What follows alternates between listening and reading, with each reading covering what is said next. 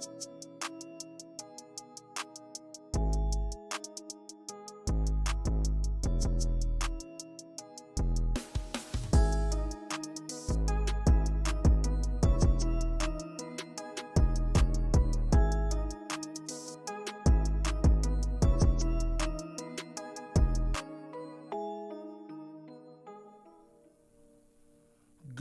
morning, good afternoon, good evening, everybody. However you happen to be watching and or listening to this, I want to welcome you to the latest episode of the Gaming Circle podcast. Now, of course, as you see, our prima donna has not joined us yet, but he will be here soon. I am your host, K Asante, Mr. TKO Asante on Xbox, PlayStation, Twitter, all those places you want to find me.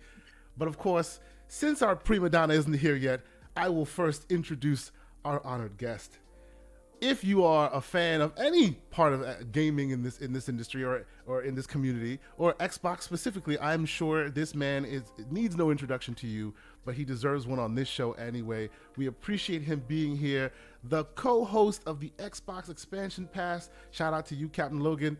The Insipid Ghost himself, Mr. Lohr joins us this morning. How are you doing today, sir?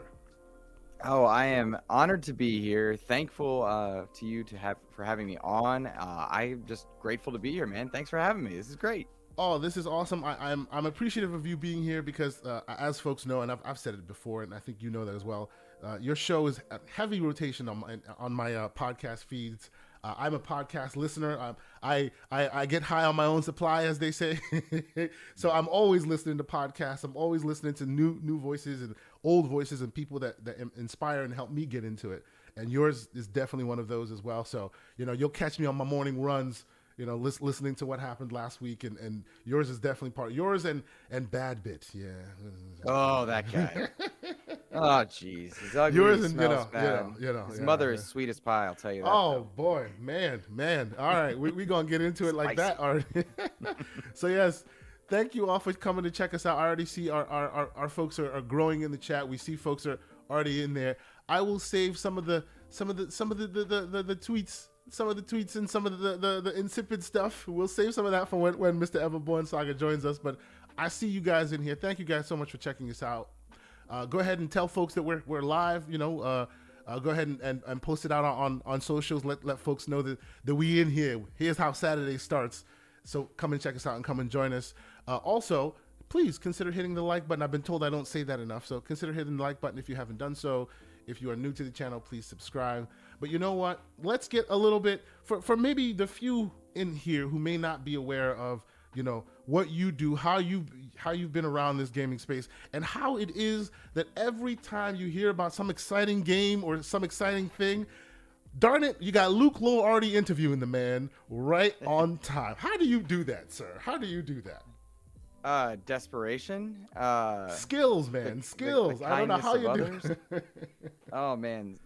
So I guess I'll talk a little bit about XEP in general. The Xbox Expansion Pass started about 3 years ago, and I've been doing that since then. I wanted to interview developers, and I wanted to talk about gaming in a way that wasn't vitriolic, and I didn't want to put down PlayStation because I love PlayStation. I didn't want to put down PC gaming. I love PC gaming, Nintendo, all that.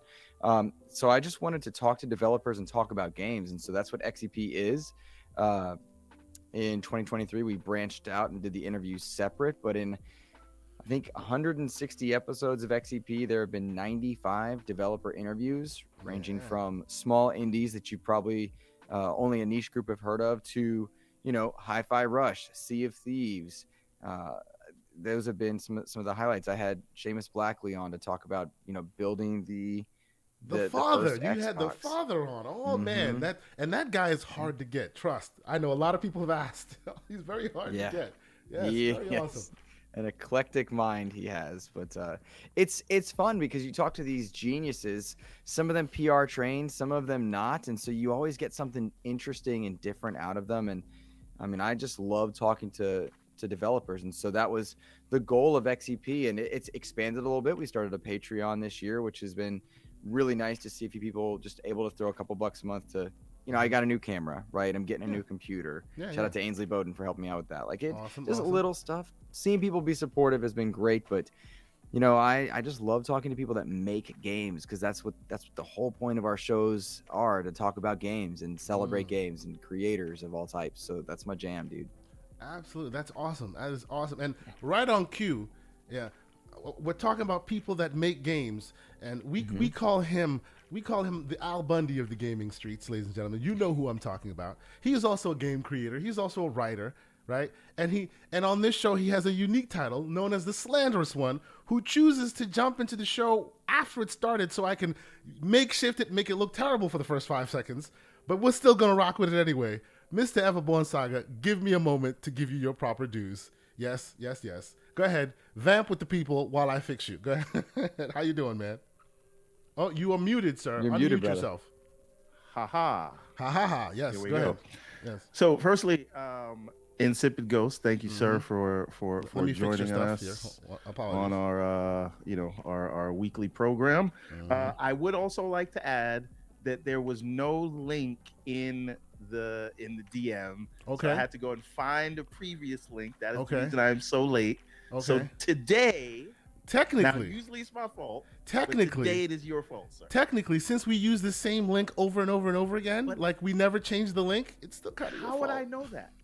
I don't know. You've been here a while. I'm just saying. Yeah, but we always send a link every week. Anyway, True. This is how the sausage is made, folks. Ladies and We don't gentlemen, need this to is how bore it's the people done. with that. Yeah, that's right. That's right. But no, very exciting. Got a lot of gaming stuff to talk about today. Been doing a lot of gaming recently, and I am, and we'll talk about this later, but I feel like I'm turning into an old curmudgeon gamer, and I just don't like anything these days. Welcome, sir. We have we'll talk about tea in the morning.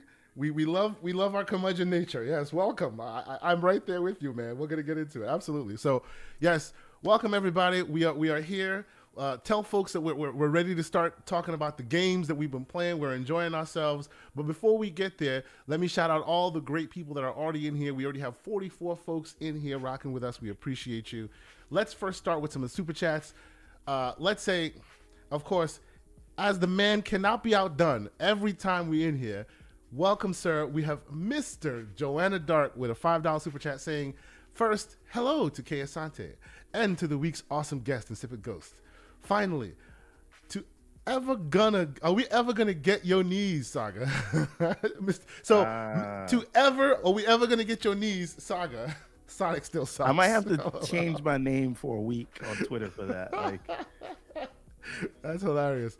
And then, of course, the man himself, Gerald Mack, because it's a Saturday, and you ain't doing ish, so he's here. The Xbox World Order, he drops with a $2 super chat. Thank you, sir.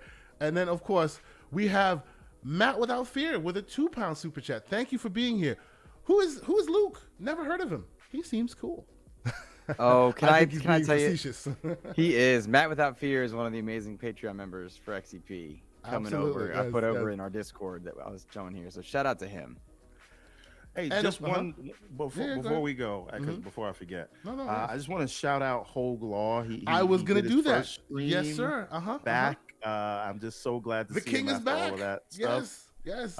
It was great to see him, great to hear his voice again, and I'm so glad Hogue is on the mend, and the whole community missed you. In case Absolutely. you listened. Yes, absolutely. No, 100%. And before we get fully started, the man with undoubtedly one of the best names on these gaming streets, the Black Harry Potter, joins us. Thank you, sir, with a $5 super chat saying, hey, I finally get to catch the show on Saturday. Let's not forget Hogwarts Legacy is the game of the year. Thank you, sir.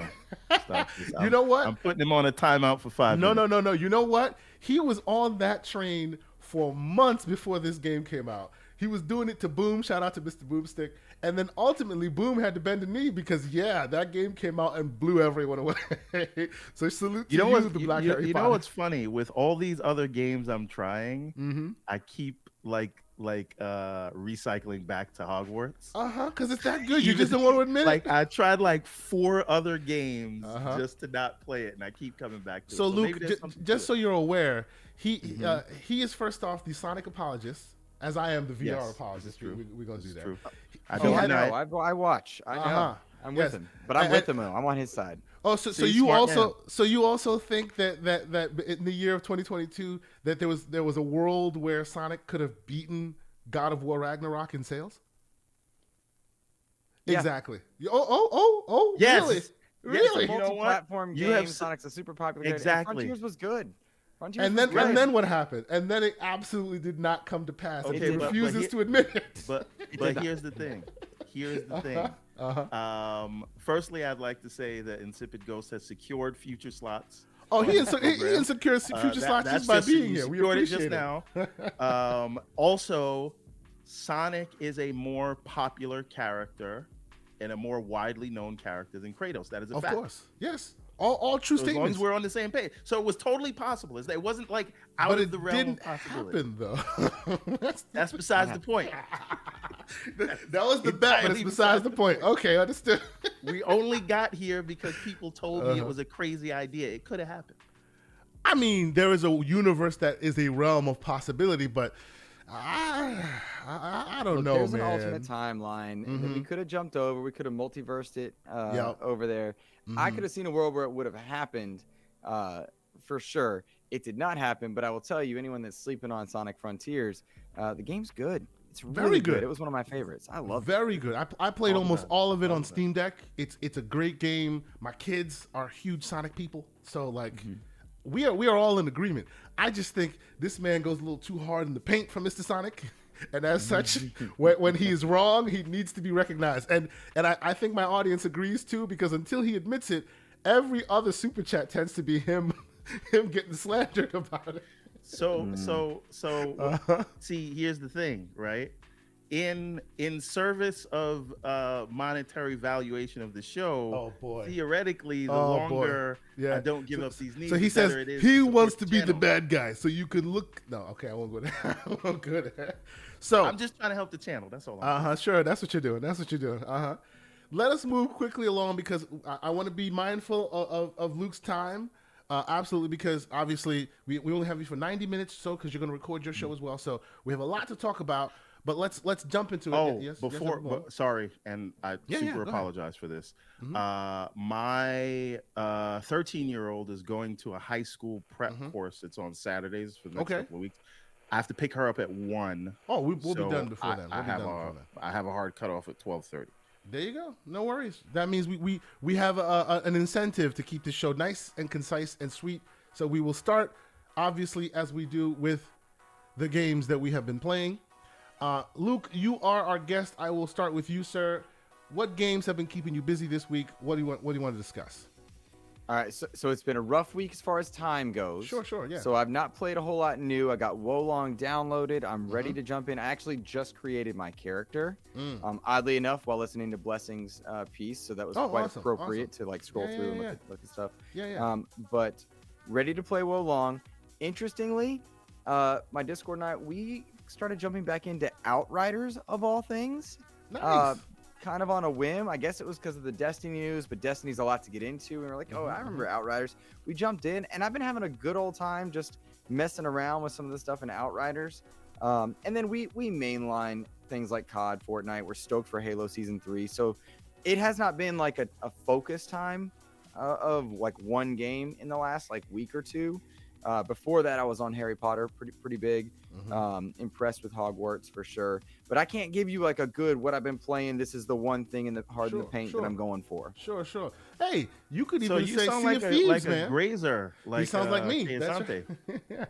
So I play any and everything. Like I love, except for JRPGs, I would say that like I love most genres of gaming. Game Pass is like perfect for me because I'll jump in and try anything. My motto, like XEP's motto in 2023 is #find the fun. Go and enjoy a game, whether it's a 6, a 7, doesn't have to be a 9 and 10 for you to love it. So finding the fun in lots of different types of games is my jam. Like that's what I like to do. I'm trying out a game called Swordship right now. That's a small little indie. There was a $4 or $5 game called Rise of the Fox Hero that I was just checking out there because it's like this guy who he's solo dev, made it for like his kids to play. Awesome. Neat little stuff there. That's the stuff we like. I love that stuff. The stuff one team, one dev 2-3 people. Yeah. It's amazing. Absolutely. That's great. That's great. All right. Yeah. All right. So you've been kind of grazing as Yeah. I do. Mr. Everborn Saga, how about you, sir? What has been keeping you busy this week?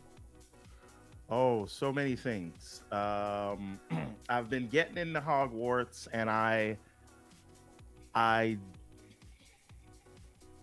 it's not as bad as I originally thought. That's where I am now. But and while you have your conversation about Hogwarts, I will put up right here another $5 super chat from the man with the best name in our podcast chat, the Black Harry Potter, saying, does the Everborn revert back to Hogwarts Legacy because other games are trash? Or is it simply because Hogwarts Legacy is the game of the year? Continue. Oh, I'm not gonna jump off that bridge yet, sir. But the other games that I have tried, there's always just been this one thing that just says this is not for me. So this week, in an effort to try to play something that was not Hogwarts Legacy, and the reason for this, we've discussed this. I just don't want to commit like 150 hours to a game at this stage right now. Right, because again, I feel like you're about to say, in this stage of my life, I'm too old for this stuff. I can't be playing. I'm the Danny Glover of the gaming community. Yeah, absolutely. I'm too old for this. Anyway, last year it took me 4 months to beat Elden Ring. Elden Ring was one of my favorite games of all time, like in the history, from just sense of awe, wonder, fear, that range of emotions that's all not manipulated by story, but just the sense of exploration and gameplay. All that great. Even the community of finding the secrets and finding ways to break the game. Fantastic. Love it. This is a more sort of guided experience. And I'm always a melee guy. I never choose wizard class when I do an RPG. So for me, I was just against Hogwarts. One, because I just don't like the franchise. But I was never on the boycott train, which is a whole other thing that we won't get into. So I did buy the game. And I'm loving the audience right now, I bro. see Pixel in the chat. I see him. Pixel Bit G with a $2 super chat.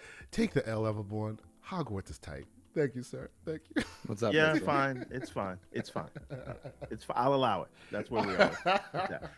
But anyway, so far my game of the year is Hi-Fi Rush, but that's neither here nor there. But good choice. So I said, let me try some other games. So I had bought Gotham Knights when it was on sale. I waited for a sale. I tried it for about an hour-ish. Can't do it. And then you realized I was right, right? Oh no, guys! I love that game. Oh no! It's not love. It's not love or hate necessarily. I say it's a last gen game that they cut the last gen out of at the last minute. He was like, "Well, it's a next gen game because it's only on next gen." No, sir, it's a last gen. It's a last gen. It's definitely last gen in the way that it plays, in the way the characters move, and the way you interact. Story's great. I enjoyed a bunch of it, but it's a last gen game. Just so you know. Boy, the NPC dialogue though, not good at all. Those, whoa, boy. Anyway, but I tried it. The perform, and I'm not a stickler for performance, right? I'll always tell you your favorite games run at 30 frames a second. Don't cry about it. But this feels kind of egregious when I'm playing with it. Like I don't even think it's hitting 30 FPS on the Series X. It just doesn't feel good to me. Maybe I should be playing it on PC. I don't know. So on PC you can Gotham Knights Gotham Knights didn't hit me the way I wanted it to. I've been playing with Nightwing, by the way, so maybe I should try Batgirl or somebody else. Maybe it'll be a different feel. So that didn't work out for me. Then I tried a game that Mr. K. Asante recommended to me, and that was Scars Above. And I'm all for the small experience. He said, listen, it's pretty linear. It gives you Returnal vibes, but not as punishing. The demo was great. A lot of checkpoints. You know, the demo was great last summer. Yeah.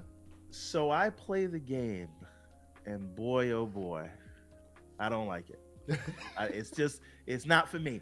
Oh no. And it's primarily because that stupid fire gun, right? you have to hold it like the pilot. and then let it go. But then the things that you're trying to shoot are moving, and then if you hold it too long, it'll fire anyway. So you can't just press the. Anyway, that's Sounds like only it's a part problem of it. between the controller and the chair, sir. That's only a part of it. I feel like I was sold on it because I thought it was gonna have like sort of a kind of cinematic story. This doesn't need to be like Callisto level graphics. I don't need that. Sure. But the story is not really compelling. It is just generic. We need a reason for you to be here and shoot stuff.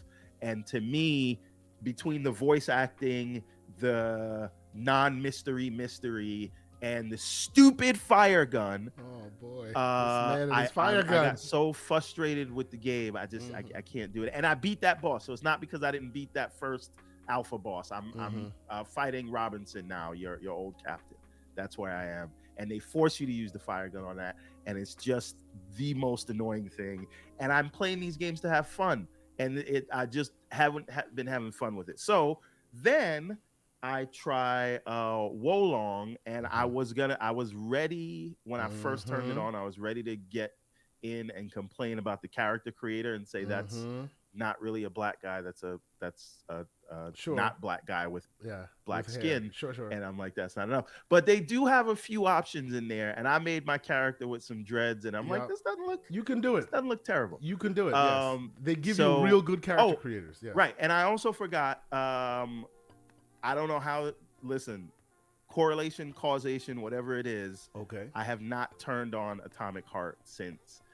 Okay. It wasn't specifically because of the controversy, but maybe subconsciously it was. Okay. But I just haven't turned it on. But you knew my issues with that before. Yeah, no, I understand. Before we got to that. Absolutely. Anyway. Absolutely. Yeah. So Everborn, can I jump in on that?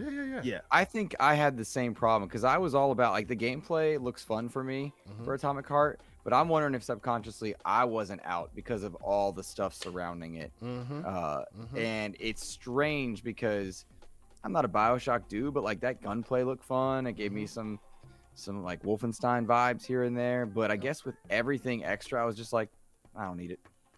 Right, but this is the thing. Like I was, I was on board with the game. I was looking forward to the game. The drama leading up to the game, I wasn't really into it, and I kind of checked out of the game before I even knew about the new drama with the TV show thing. So I don't know if I can 100% blame it on that, but I wonder if that's why I didn't like have the urge to go.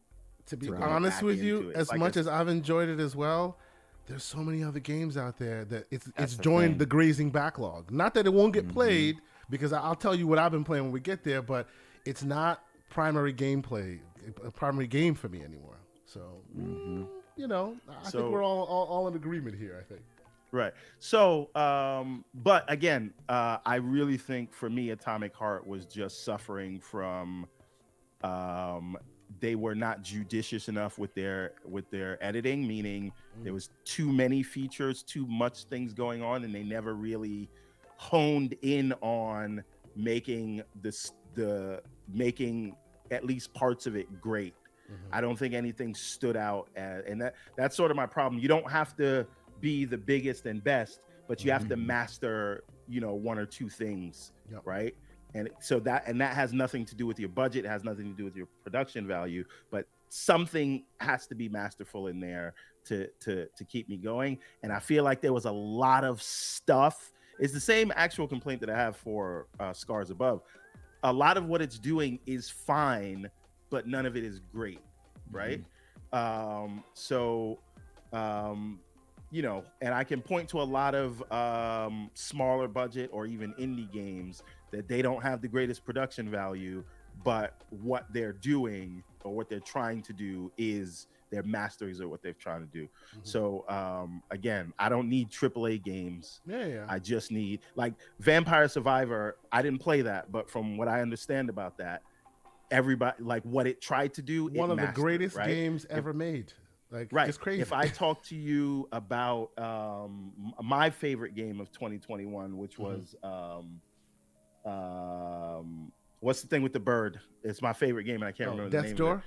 Death's Door. Yes. What they attempted to do, they mastered it, right? So it's not, again, I don't want people to take because I hate when people just give a complaint of something is mid, but not really a reason. Explain, yeah. And I'm just saying you need to master something in your game. So anyway, on to Wolong. Yes. What are your thoughts on Wolong? Yeah. Seems like they've mastered the combat, but it is. I'm not even an hour into this, right? I'm on that first thing that I thought was a boss because he one-shots you. Yeah. You can avoid him, by the way. Apparently, he's not a boss. Yeah, he's right? not a boss at all. That yeah. Dog. That weird dog thing. Yes. And by the way, you're seeing the footage on the screen. If we play this long enough, you'll see me get one-shotted by that dog a few times as well. Go ahead. Right. But the thing about it, like, I have to give it some time because, Elden Ring will one-shot you in the beginning, and that's the whole point. Yep. So I don't want to, like, say, oh, it's too hard or whatever, and then cry like a little baby, whatever. But it's too hard. And I was crying last night like a baby. So the thing is, I don't know if I'm going to stick with Wolong. I'm going to get... Because it doesn't have,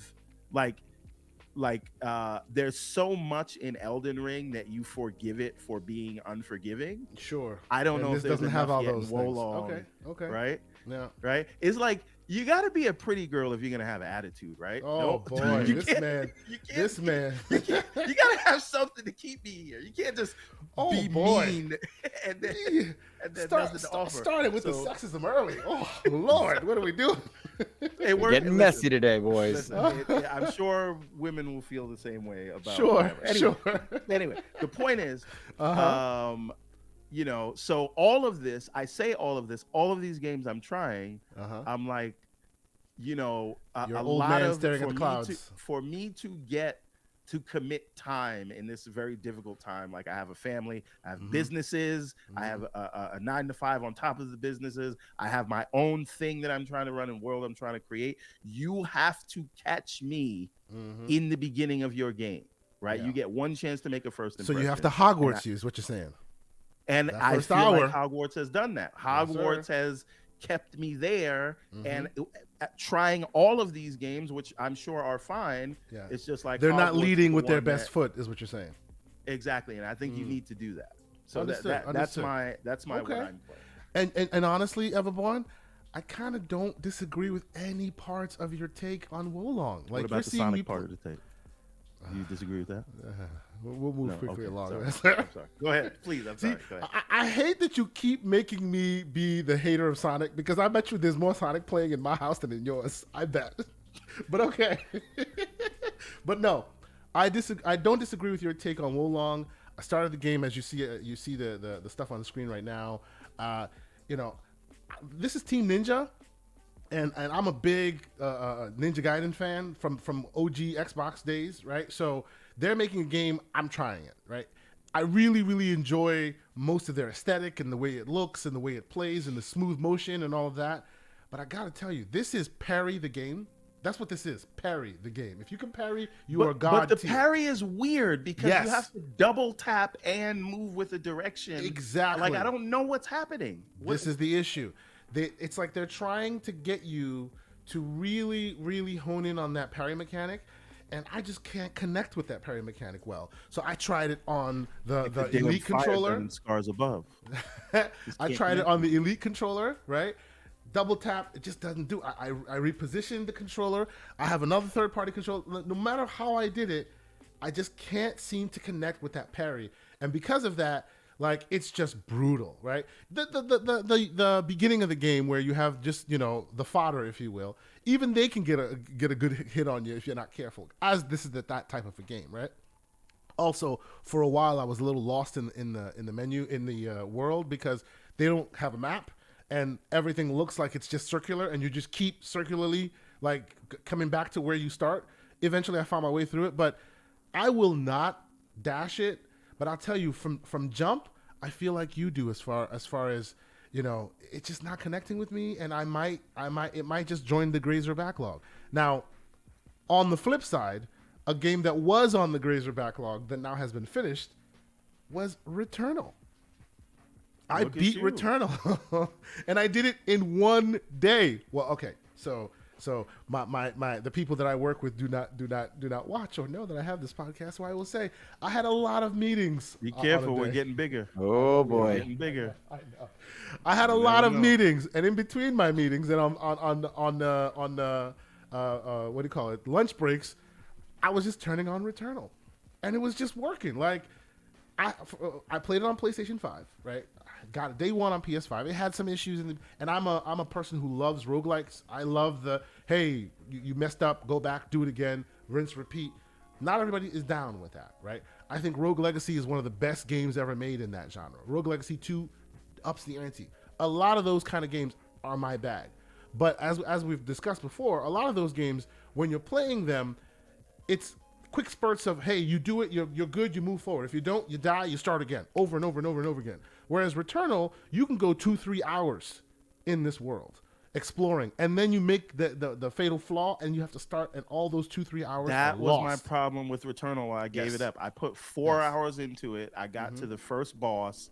I cleared out every room. The first boss gets within an inch of his life or her life, and then kills me. Yeah. And then it was like back at the beginning, and I'm like, what?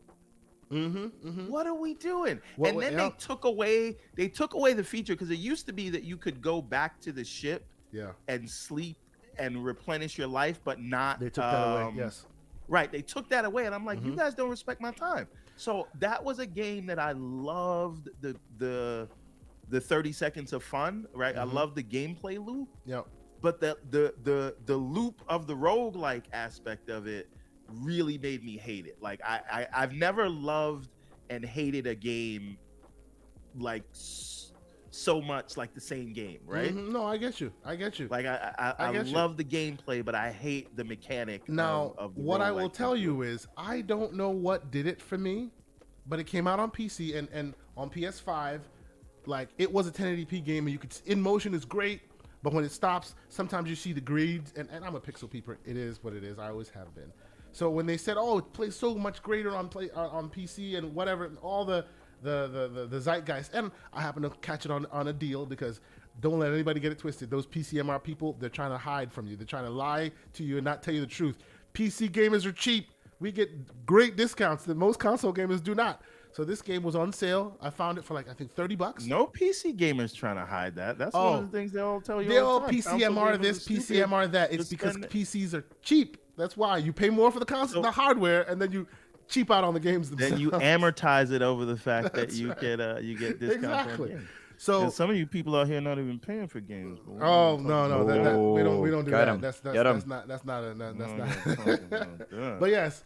So I don't know if it was the ability to use this guy. Actually, I even tried. I used the PS5 controller on the PC as well. So I don't know what it was, but it connected with me this time around, and I basically spent the whole a whole potential gaming session just getting through it. Now I've gotten through the first ending. They say about 2-3 hours more, and you'll get to the second ending or the last ending. I'm a grazer. I put way too much time in one game that I should have, so I kind of put it down. I may pick it up again, but I will say it's pretty cool. And I will ask, before we move on, because I want to get into some of the news stories, those who happen to have played it on PS5 and are also playing it on PC, please let me know, either in the comment section or let you know where to find me. There are differences. I can't put my finger on it, but there are differences from how that game played, like not even the mechanics, but the way the game itself plays, how you start the game, what you see in the game, how it's doled out to you from jump. The tutorial is different. The initial phase is different from the PS5 version to the PC version. And I feel like it onboards you easier on the PC version. It seems like a more cohesive story rather than just jump. But do you know if the PS5 version has been updated to do that? Possibly, because after that initial time frame, I'm sure they're probably both the same at this point. But after that initial, I should go back to it. You should, I think you should, because it's interesting. It gets hard, 100%. But by the time it gets that way, you're in the zone of the jump, move, dodge, move, shoot, dump, and before long, you're just in that zone. And it's so great. I love Housemarque. I think they are one of the last developers that are really doing bullet hell. Oh, there you go. Watch me get one shot. This is the guy that keeps one-shotting me. 16 level to level 1. It ain't going to be a good look. Needless to say, That's what that 16 means. So you can run away from him. Yes, you can. If he doesn't see you, you can just keep it moving. And actually, to my understanding, if you get that parry system down really well, you can like get rid of this guy even at level 1. But it is what it is. Dodged well though. We try our best. It didn't go well. Multiple times it doesn't go well. I didn't understand that. I'm gonna go back to it and sneak past him. Yeah, you can. This is what I did. This is what you have to do in Elden Ring, right? Yes. You see it's exactly the Elden Ring thoughts. You gotta go level up and just then keep walking. come back to him and see him again. Okay. Yep. All right. So I can pick that up. Before I finish this, let me once again shout out to the amazing panels and amazing chat. Thank you guys so much for being here. We have Outbreak Gamers, Web Dave saying, great show. Can't wait to have Keosante as a guest. Yes, sir. I have been called to the chair, ladies and gentlemen. I will be on the gaming council this Sunday. It's a quick hour right before I sit down to my Last of Us, where we will talk games. Myself, Web, Dave, Red Tree. They have a great show. I end up like filling their chat with all my screeds every time they have a show, so they ask me to be on. So I will be on there this Sunday. So come check us out. You'll see more on my feeds and all my Twitters with all that stuff. But yes, thank you, Web Dave. Appreciate you, sir.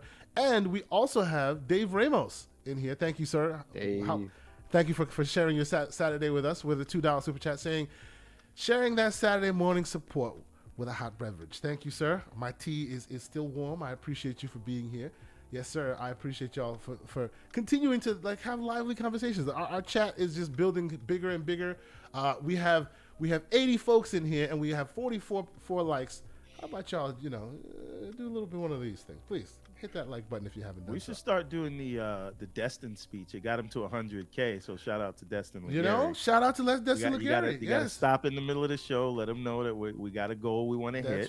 That's right. We want to hit 2,000. So if you're not subscribed, we're shooting it. That's please, please take a moment, subscribe and like and do all those things. It helps out the channel. And we want to see if we can just grow this thing and get up there with the big guys. Absolutely. I appreciate it. And everyone who always pulls up. Paulie Baba's in here. We see Mr. John Wolf. Salute to you, sir. Dorian Gray. Cheo Walker. Oh, so many great people that we always have great conversations with. Cammy28, thank you so much for being here. Live Supremacy. Awesome folks. Awesome community members that always join and always show some support. So we appreciate you guys. You know what? I wanted you to put a poll, by the way, because this is something that came up. This is completely random. I just thought about it now. Please, go ahead. Cammy. Go ahead. Yep. Street Fighter 6 showed off Cammy, and everybody kind of went crazy. Everybody's excited. Cammy's back in Street Fighter. Indeed. But I'm here to say that Chun-Li is still better. Ooh. Oh. So Chun-Li or Cammy? That's what I want to know in the Chun-Li versus Cammy. Okay. Chun-Li versus for all the Cammy. Street Fighter heads out there. Yeah, no. I'm gonna just jump in real quick because I'm on the panel and I get to. Please do it. Chun-Li's better. Talk about it. Chun-Li's better. This man has taste. Chun-Li's better. I say that. I mean, I was a diehard Street Fighter 4 guy. I had a fight stick and everything. And then when they went exclusive PS5, I just got away from it a little bit. I'm so excited for Street Fighter 6 to come back. But yeah, Chun-Li is absolutely better. Easier to use, more diverse. You can do a lot more blocking people in, I think. I'm there for it. All right, so let me put the poll in the chat here. Let folks. Now you see the slander in your chat right now, right? Of course. You let this bad bit fella in. I gotta tell you, you can do better. All right, I'm all for these shout out chats to the bad supporting bit. people. No, don't shout him out. The trophy room. Shout him out. He's ugly. He smells bad. Oh boy. Honestly, Let's see. Let's see. You want me to vamp about how bad Bit is? I can do that. No problem. Oh, no. So, okay. Real quick. There's a poll in the chat. Please check us out. Make your voice heard. Either you're on Team Chun-Li, you're on Team Cammy, or Melina says hello. I'm just saying. Completely separate game. Nothing to do with I'm just saying. Melina says hello. I'm just saying. Anyways. But, okay. So...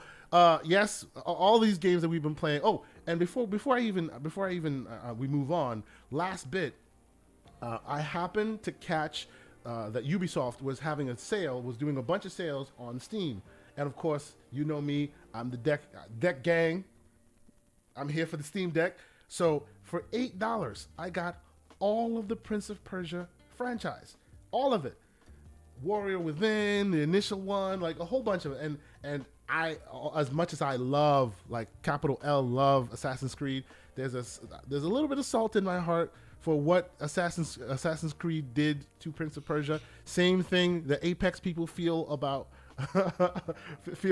Titanfall. You know, because of Apex's popularity, you'll probably never see another Titanfall. Because of Assassin's Creed's popularity, you'll probably never see another Prince of Persia. And I love. No, they're working on a Prince of Persia, right? They're doing a remake. They're remaking the first one. Hopefully, people like it. But I think the Prince deserves far more respect than he's gotten. So for $8, I got the entire franchise. I've been playing it on the deck. I am loving it. I think it's absolutely amazing.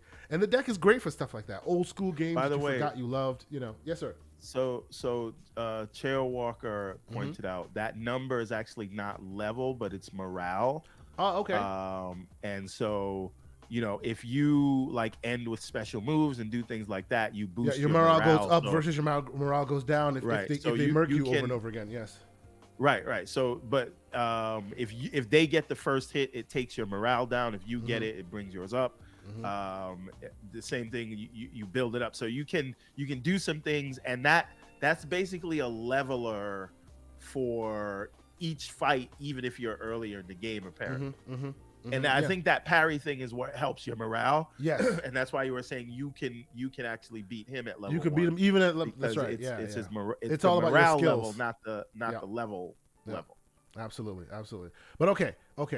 I want to move on to some of the stories that we want to talk about here. First and foremost, like we usually, you know, on this show, let us. Yeah. Well, okay.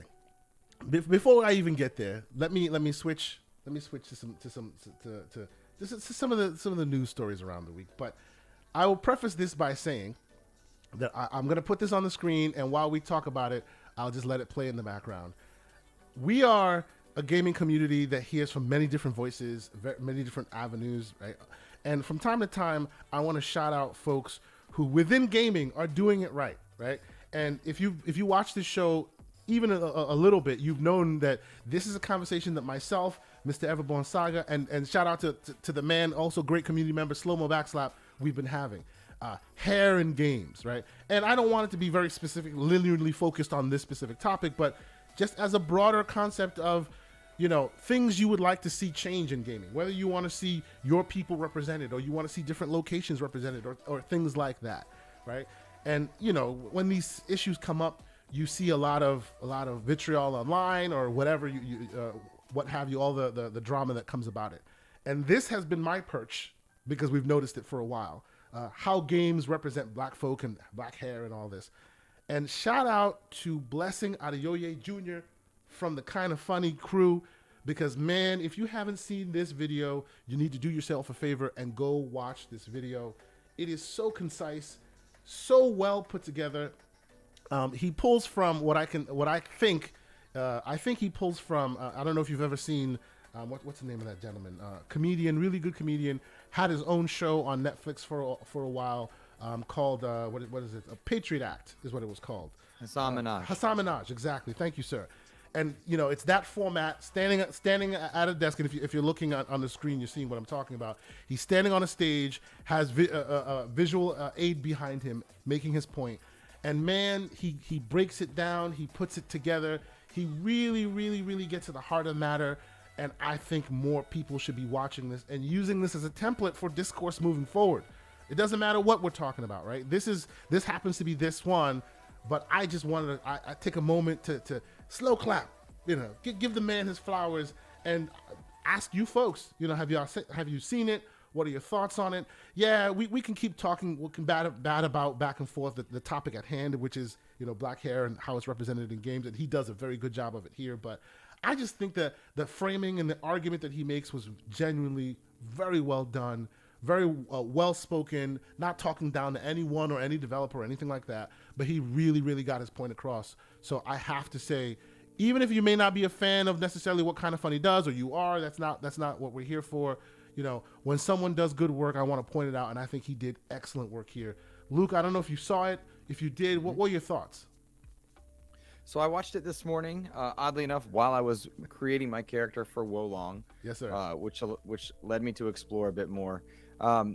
Obviously, I mean, let's paint a clear picture here. I've been able to see myself in a lot of the character creators for my entire life, and that's been a privilege that I've gotten to enjoy without having put a thought much to it. And so I've been educated a lot in the last probably 4 years about what gaming has been missing. I watched this video and I was smiling ear to ear for start to finish. I thought Blessing did a fantastic job at both using his platform to educate and teach about a problem that some may not be aware of, but also to spotlight those that are doing well. In spotlighting Horizon's incredible progress at bringing black hair in their character creator. They also pointed out a problem and things that could continue to be improved. One of the things I really liked was in the video, he talks about how this is not something where a dev team can scroll Instagram, see black hairstyles, and then try to apply them to the game. You had to be part of the culture. You needed to be on the forefront of that culture, being in the different beauty shops, beauty salons, barber shops, to see what is progressing and changing about black hair and black culture. And what I liked most about it, and I talked to you about this prior to us recording, was, I mean, I'm a teacher by trade, and I have a lot of kids of color in my classroom. And in my classroom, we have books on women in games, black game creators, and ways for gaming to be more accessible for people that aren't typically, I guess in my lifetime, haven't been typically spotlighted. This calling attention the way Blessing did opens up avenues for my students to get a chance to view gaming and be a part of gaming in a way, and make it easier for them to be a part of gaming and game creation in a way, and see themselves in games in ways that I don't think they got to. So I recognize that I am a more privileged person within this realm to get to see myself for so long, but for him to spotlight the progress as well as where it needs to improve brought a smile to my face, joy in my heart, and I hope to see more spotlights like this by Blessing and others, because I feel like he set a standard, and this was one of the most impressive videos I've seen Kind of Funny put out in a long time. And so that was my take on it. I hope that wasn't too much. No, absolutely, and not to be outdone, Everborn, not to be outdone, we have the man Slow-Mo Blackslap in here, who puts out similar videos all the time. And you know what, Slow? I will make sure that when this thing posts up, I will put your hair video also in the show notes, because he has done great work for a while now highlighting these specific issues. I think my point in pointing this out is it seems that the new school, the young bloods, don't seem to be taking this thing as seriously as we tend to. And this is one of my first experiences of seeing somebody that I consider the new class doing something similar. So that's why I thought I'd highlight him. But let's not get it twisted. Slow-Mo is in here, and he's talking about these issues as well. And he and I have been talking about it for quite some time too. So shout out to you, good sir. Not to be outdone at all. Go ahead, Everborn. What did you think about this? So, shout out to Slow-Mo firstly, because he's a great video highlighting this, and this video is great too. Yep. But I'll come back to my initial thoughts on this, just because we've all been talking about this sort of for a while. Yeah. And what we see with these things they're solved by, people being in the room, right? You can, and yes, you can research, but a lot of the times you don't know what you don't know, right? And I think, yes, we should applaud when it's gotten right, like Gorilla and the other teams that have done it. Yeah. But also, I'm just a big proponent of this. You can't expect anyone else to tell your story, right? You can't expect anyone else to represent you the way you need to be represented. So to me, this is more of a problem of not enough people being in the room when these things are being made, right? And if they are in the room, there's not enough people with the power to empower that those people that know have a voice in those rooms, right? Mm-hmm. So these things don't just come out that way, right? So people are going to they're going to create what they know, they're going to draw what they know, and if they don't have a lot of experience with different kinds of hair and different cultures, and again, this is not to say that it's any excuse for them. What I am saying is, for us, we need to get in those rooms, and if we're not in those rooms, then we need to be making those games. We need to be creating, in these studios, and we need to support ourselves when we do it, right? Yeah. Because I don't think anyone is going to get our hair completely right? So except us, right? So for me, this has always been a call to, if you want yourself represented properly, then get into that business. And I know break the books. Well, let's start and we also need to be clear that a lot of the times, certain people are overlooked to be in these rooms. So it's not like, this is not to admonish us to say that you didn't try hard enough and you should get in the room. I'm saying I don't have a lot of faith. And again, Game Maker is available. UE is now easily available. Make your own stuff. Okay, so you can tell me about Ghanaian culture, right? Things that I wouldn't know. I can tell you about Jamaican culture, things that you may not know. Ghost, where are you from? Like your background, your family. My rural Virginia, and then prior to that, Germany. There you go. So far Yeah. back that I'm not, I don't identify with much of it except for the rural Virginia aspect. Right. But still, there are things that you can tell me about rural Virginia that I wouldn't know. That's right. Right? Yeah. So if someone made a game that, maybe it's like a I don't know, any kind of game, and it took place in rural Virginia, you would know if it was authentic or not. Yes. Right? Yeah. So, and I might not, right? Just because that's not where I'm from. So I'm saying the only way to solve this issue is for us to either be in the room, and if they don't want to let us in the room, then we need to make our own rooms. Yeah, right? exactly. And build those up until we're doing AAA games that have the right thing. And you know what? That's really where I've always stood with all of this. I will let Slow-Mo have the last word on this topic when he says that Miles Morales' handline was so good because there were people like us in Insomniac that were making it look right. I still put that game on, like at the beginning of the game where he's just sitting in a subway with the beats in the background, and I just sit there and I could sit there for hours and just look at that. It's just so good. It is so good. It's awesome. Miles was a simp, though. Let's never forget. When he opens his mouth, all of a sudden we lose the thread. But just stop it. Let's move forward. But okay, we have to be cognizant. We're running out of time with Luke. But I also want to point out another conversation that this week it seems like our own communities are engaged in and are doing good work on. And that's a different conversation because it's more game focused specifically. And that is the whole conversation about Xbox versus PlayStation. We have had this conversation on here for a long time now. Oh, the Series S of holy gaming back and all this other madness that we've talked about. And as I am on the kick of giving people their flowers, shout out to the man Colt Eastwood for releasing an excellent video explaining what we've been trying to say for months now on this program. He released a video basically, and you can go watch it. I'll also put that in the show notes as well. He released a video basically saying, hey, the Series S can do all these laundry lists of things, and he goes into the speeds and feeds, and he goes into all the technology, and I appreciate that. But then basically at the end of the day, it's not being used, and that's why you see what you see. And until it gets used, you may or may never see the box get to its full fruition. So the idea that, oh, this box just can't do this is frankly wrong and mistaken. It's just, here we are. And Everborn, I will let you tackle this one first because you and I have had this conversation before where I've said this before. And when all this started blowing up, we started talking about it on Twitter again.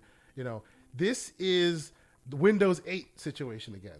We're waiting for our Surface moment. Until you can provide me a benchmark that I can go, see, that's how it should be. Every time someone else represents you falsely, it becomes your problem. And I feel like that's where we are again with this thing. We need them to give us something that and I know they do, because I hear it all the time. Whenever we have this conversation, people go, oh, what about Flight Sim? Oh, what about the fact that Call of Duty can run 120 frames per second on this thing? What about, and that is all true.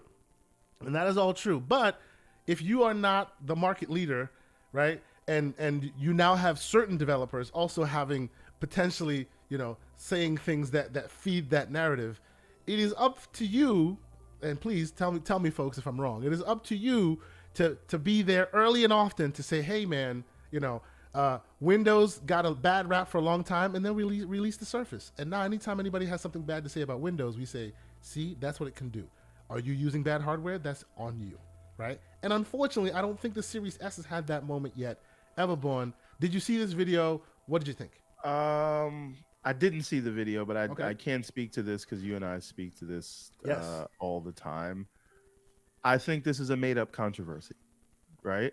I think the Digital Foundry comparison and this new talk because of Hogwarts Legacy and because of This Callisto specifically came up. Protocol This specific issue this time around came about because of Larian Studios and Baldur's? Baldur's Gate 3. which is fine. Yeah. Again, but the idea that we're having this conversation because a very small studio has to prioritize resources, 200 people. and they're saying That's not that small. 200 people. yeah, That's not- but it's still small. They're not like a big. Yeah, sure. Yeah, they're not right? they're not like 343. So the point is, what they're saying is they're sure they can release on this thing, and the other thing is going to take more optimizing. And so now we're having this conversation, but this conversation leads us into this other conversation, and the Series S, right, is it's a budget console. It's not Yes, it was designed meant to to be. do all that work. It provides you, it provides developers with very similar hardware, but you have, less memory, right? Like that's the biggest issue. But again, to his point in this video though, it's the fact that they're not using the extra features that are not found elsewhere but that's making that memory issue an don't- actual I problem. don't really believe in those extra features because Microsoft Hasn't used them themselves. has not really. You see my point? that, This right? is what I'm saying. This so is the my Surface thing moment. is, I feel like we have these discussions and we blame everybody except Microsoft. Oh no, I'm right? blaming Microsoft. So This is what I'm blaming Microsoft where on. are the first Yes. party examples Thank showing you. what the Series S can do? We So are I'm in not saying rigorous it can't do agreement. it, Rigorous right? agreement. I'm not saying it can't do it. Yes. I'm We're just saying show me. Microsoft has to drop the first party Yep. hardware pushing things to show developers what they can achieve. Yep. Right? Because if you don't give them a benchmark as to what they can achieve on this thing, what are they pushing for? Yeah. Right? You can't expect this listen, it goes back to the black hair thing. You can't expect somebody else to tell you a story. That's Right? So the idea that third parties are not devoting extra budget to this thing, They have no reason to do so. You haven't given them a reason for it. If you were the number one console platform, maybe they would. Exactly. Right? Exactly. And the thing is, a lot of these developers are more comfortable with the PlayStation tool set, and the PlayStation is where they're going to get more sales from. That's not a conspiracy, right? That's a fact. That's 100%. just a thing. That's- But yeah. the Series S exists as an entry level thing. So my thing is, this focus on what the Series S can and cannot do is a moot point, because it is not about, nobody has this discussion with why the Switch doesn't perform the way the PS4 and Xbox One did, because That's it's a right. Switch, and you Yeah. know that, Yeah. right? And So- this is Switch prices. But for some Right, reason. so again, Yeah. if you want that performance, you get the Series X. Yeah. And in terms of holding us back, right? Nobody said God of War or Horizon Forbidden West was held back. So I will, on that holding us back point, I will, although I completely say that the argument is complete, like most of the argument is by disingenuous individuals, and it's always ridiculous. I will push back just slightly, because there is that mandate that if you're going to release a game full featured on the X, same must be available and full featured on the S. So when they say hold us back, although I know they don't mean it that way, it could be construed as, hey, you'd get the game sooner if the S could also hit that level as well, because the X is fine, right? But until the S can get there as well, you can't release one and then release the other later. It's kind of delaying problem, stuff. You know, on Microsoft's part that they're no. And of course, we are all talking from the perspective of gamers, right? So the business concerns are really not a factor in the equation. And to your point, Everborn, 100%, this is a subset of a subset of a subset, a very small minority of individuals in this industry, in this gaming streets that have an issue here. And it's not the large majority of folks that bought a Series S, right? They bought it for another purpose. Maybe you're a PlayStation player who wants to dip your toe into the Xbox ecosystem, or you just want to, this is Timmy's first console. Like, none of that is they're not on the streets going, hey, we need more speeds and feeds. No. But the fact that this narrative is prevalent in the community, because we're all part of it, right? And they do care about our thoughts because they listen, and a lot of hay is made, right? It is incumbent upon them to squash these narratives. And that, I blame Microsoft. The narrative can be squashed when something like a Hellblade comes out. Sure, yes. That's what I was going to say. When the next Coalition game comes out, and you can see what the thing can do. Yep. And then we can say, look, here's the thing.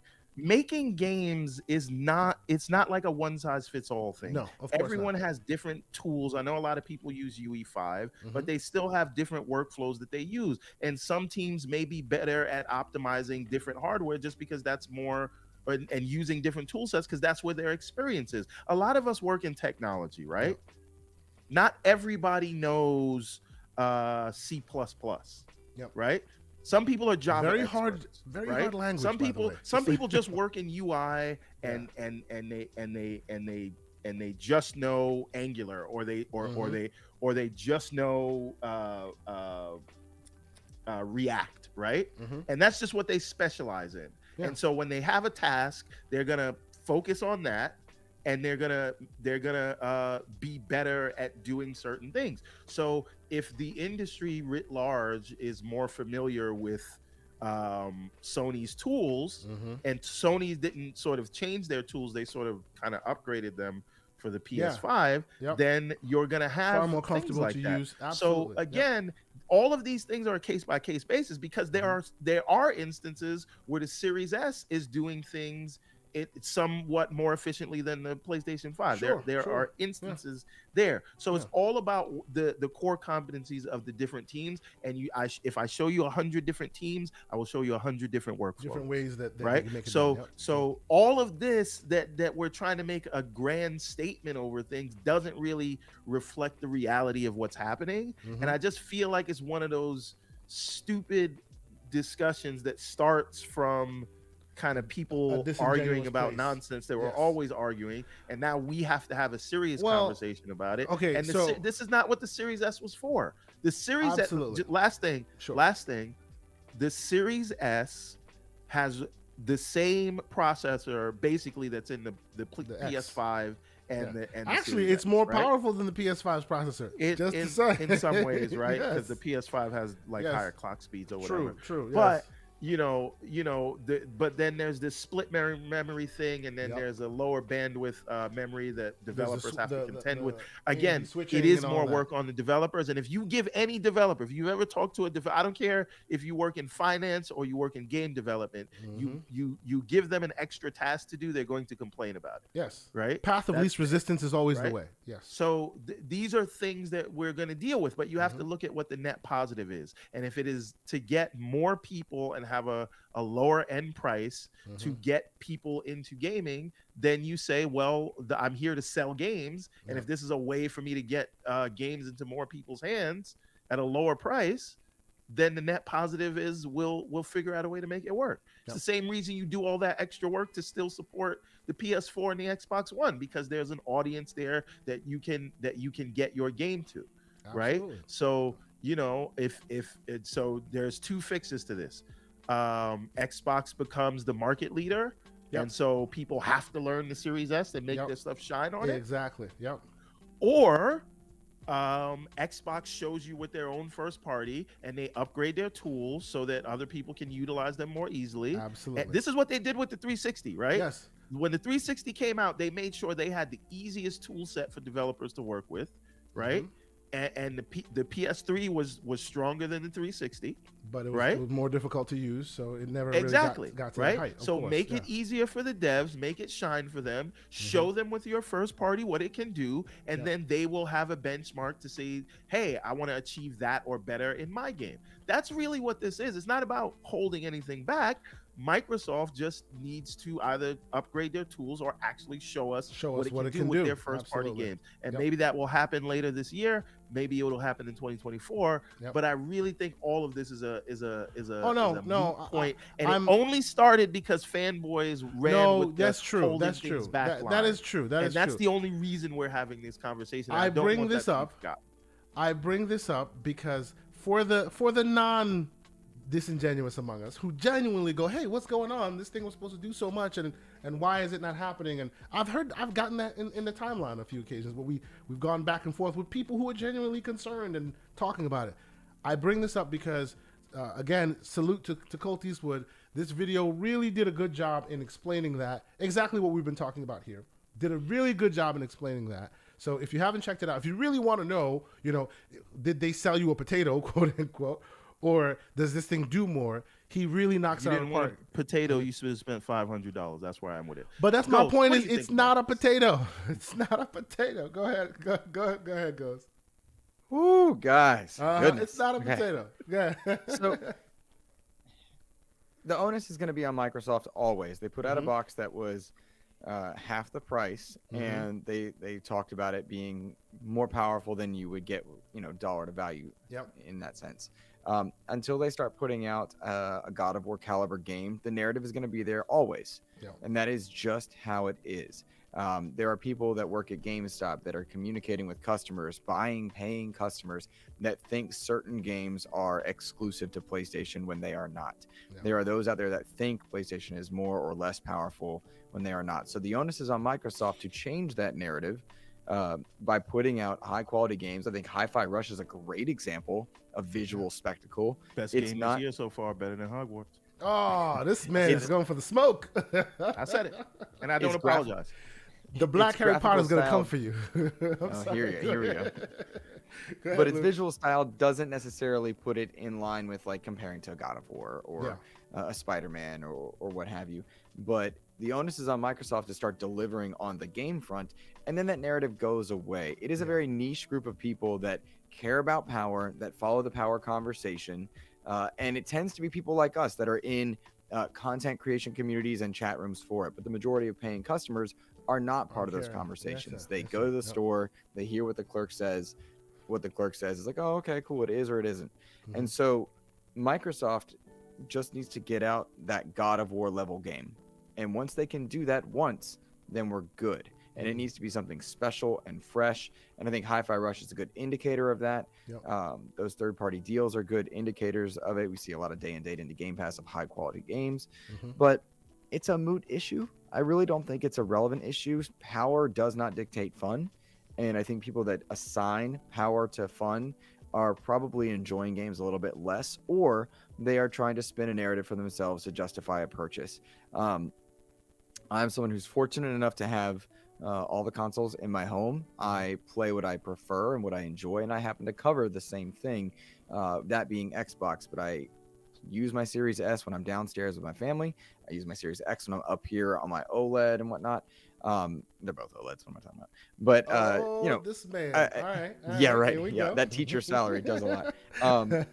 But the truth is, this will go away once Microsoft delivers on that big game front, and nobody would be doing anything except spit and cap that they have done that just yet. There's some great games Microsoft has put out. Nobody can argue the quality of Horizon. No one can argue the quality of Halo Infinite's gameplay, but they need that visual spectacle game that is next gen only, that can only be done on these boxes, that shines on an OLED, and once that happens, it goes away. And again, Hi-Fi Rush, a great stepping stone towards that. But Microsoft has a communication problem. It's a bad communication problem because their social teams friggin' crush it regularly. Their social teams are on it and have been, but their messaging to gamers is not consistent. And I think they've done a bad job at spotlighting some of their games that could be visual spectacles. They didn't promote Forza Horizon 5 when that game came out nearly to the level they should have. They chose instead to spotlight As Dusk Falls, which, while I appreciate what they're doing there, it should have been all about Horizon 5. They should have done a better job at bringing Halo Infinite. That's a different conversation, but showcasing what Halo Infinite brings to the table. Infinite's been botched, but Season 3 looks great. I'm all about it. They have a communication problem, and they need to clean it up. I think the Developer Direct was a great stepping stone towards it. I think once they have more to talk about, thanks to Bethesda, we're good. I think a lot of resources have been tied up in talking about Activision Blizzard, but once those things go away and we can just focus on games, I think 2023 and 4 are the time where no one's going to care if you're on a Series S or X and the power. You're going to care, can I play this game? Is it fun? Yeah, absolutely. And that will be the conversation. And that's what it always should have been. So I think it's super important that, if we look at the timing of the Bethesda acquisition and we look at the, all the other studios and when they were acquired, the Obsidians of the world, they had Undead Labs for a while, but the other ones, the guys that do Psychonauts and all that other stuff. So I think what's super important here is that, especially if the Activision deal goes through, you are going to have Activision and Bethesda prioritizing the Series S when they release their games, and they're going to be able to give input on future hardware just for the things that they need. So I think that in and of itself will be a big boon to sort of solve this perception issue, because when future COD games like really prioritize the Series S hardware and you see how it performs, I think that puts a lot of this stuff. Actually, COD hasn't done bad with a Series S.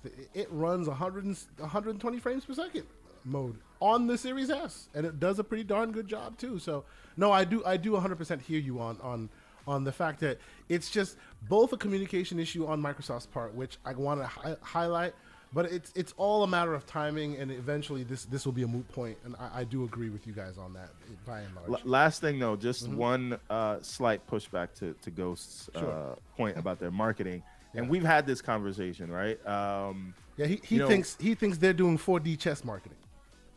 Absolutely, because I think the equation for marketing is different when you have a captive audience of 25 to 30 million people that can play things with no with if you have game, that's the captive audience, 25-30 million, so there's no friction for that audience, right? So we can't necessarily say that Forza wasn't pushed properly when we know that it has like 20 million players, right?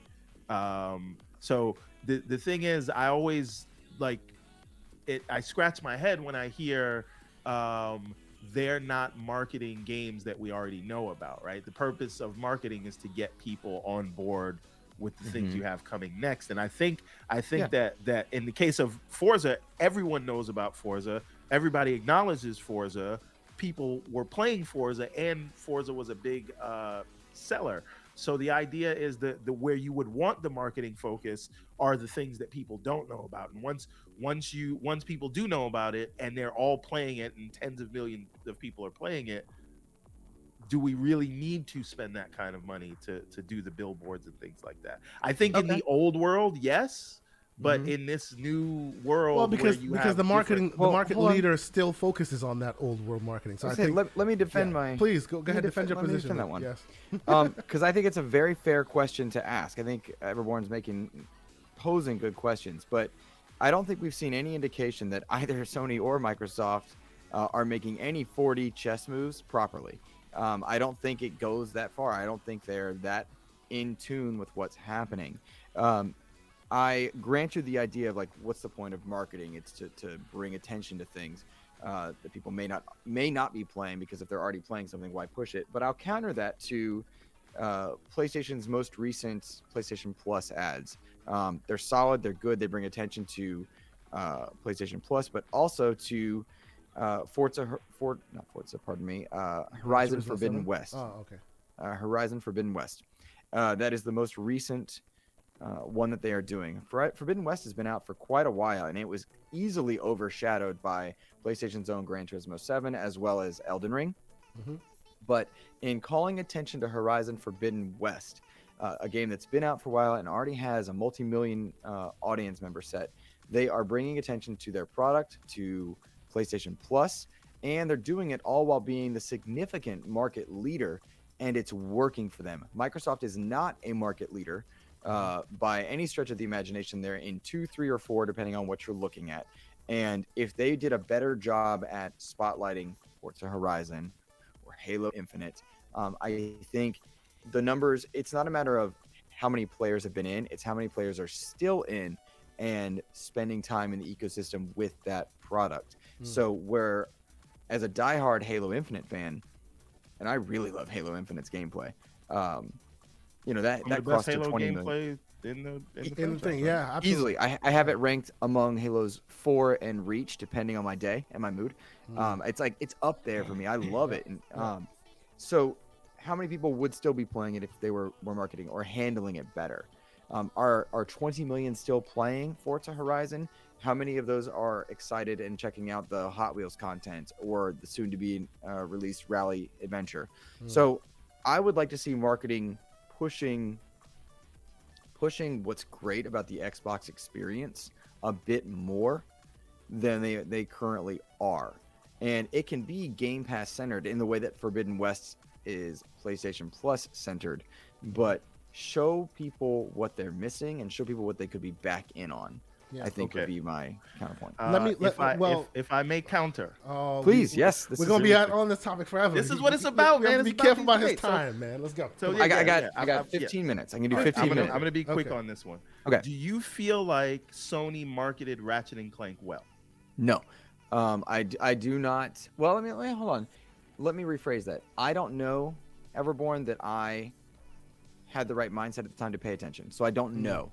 So if I don't know, I'm gonna say no, but it might have been that I just wasn't tuned in at the time or wasn't paying attention, because it wasn't that during the pandemic's height. Am I correct? Yeah.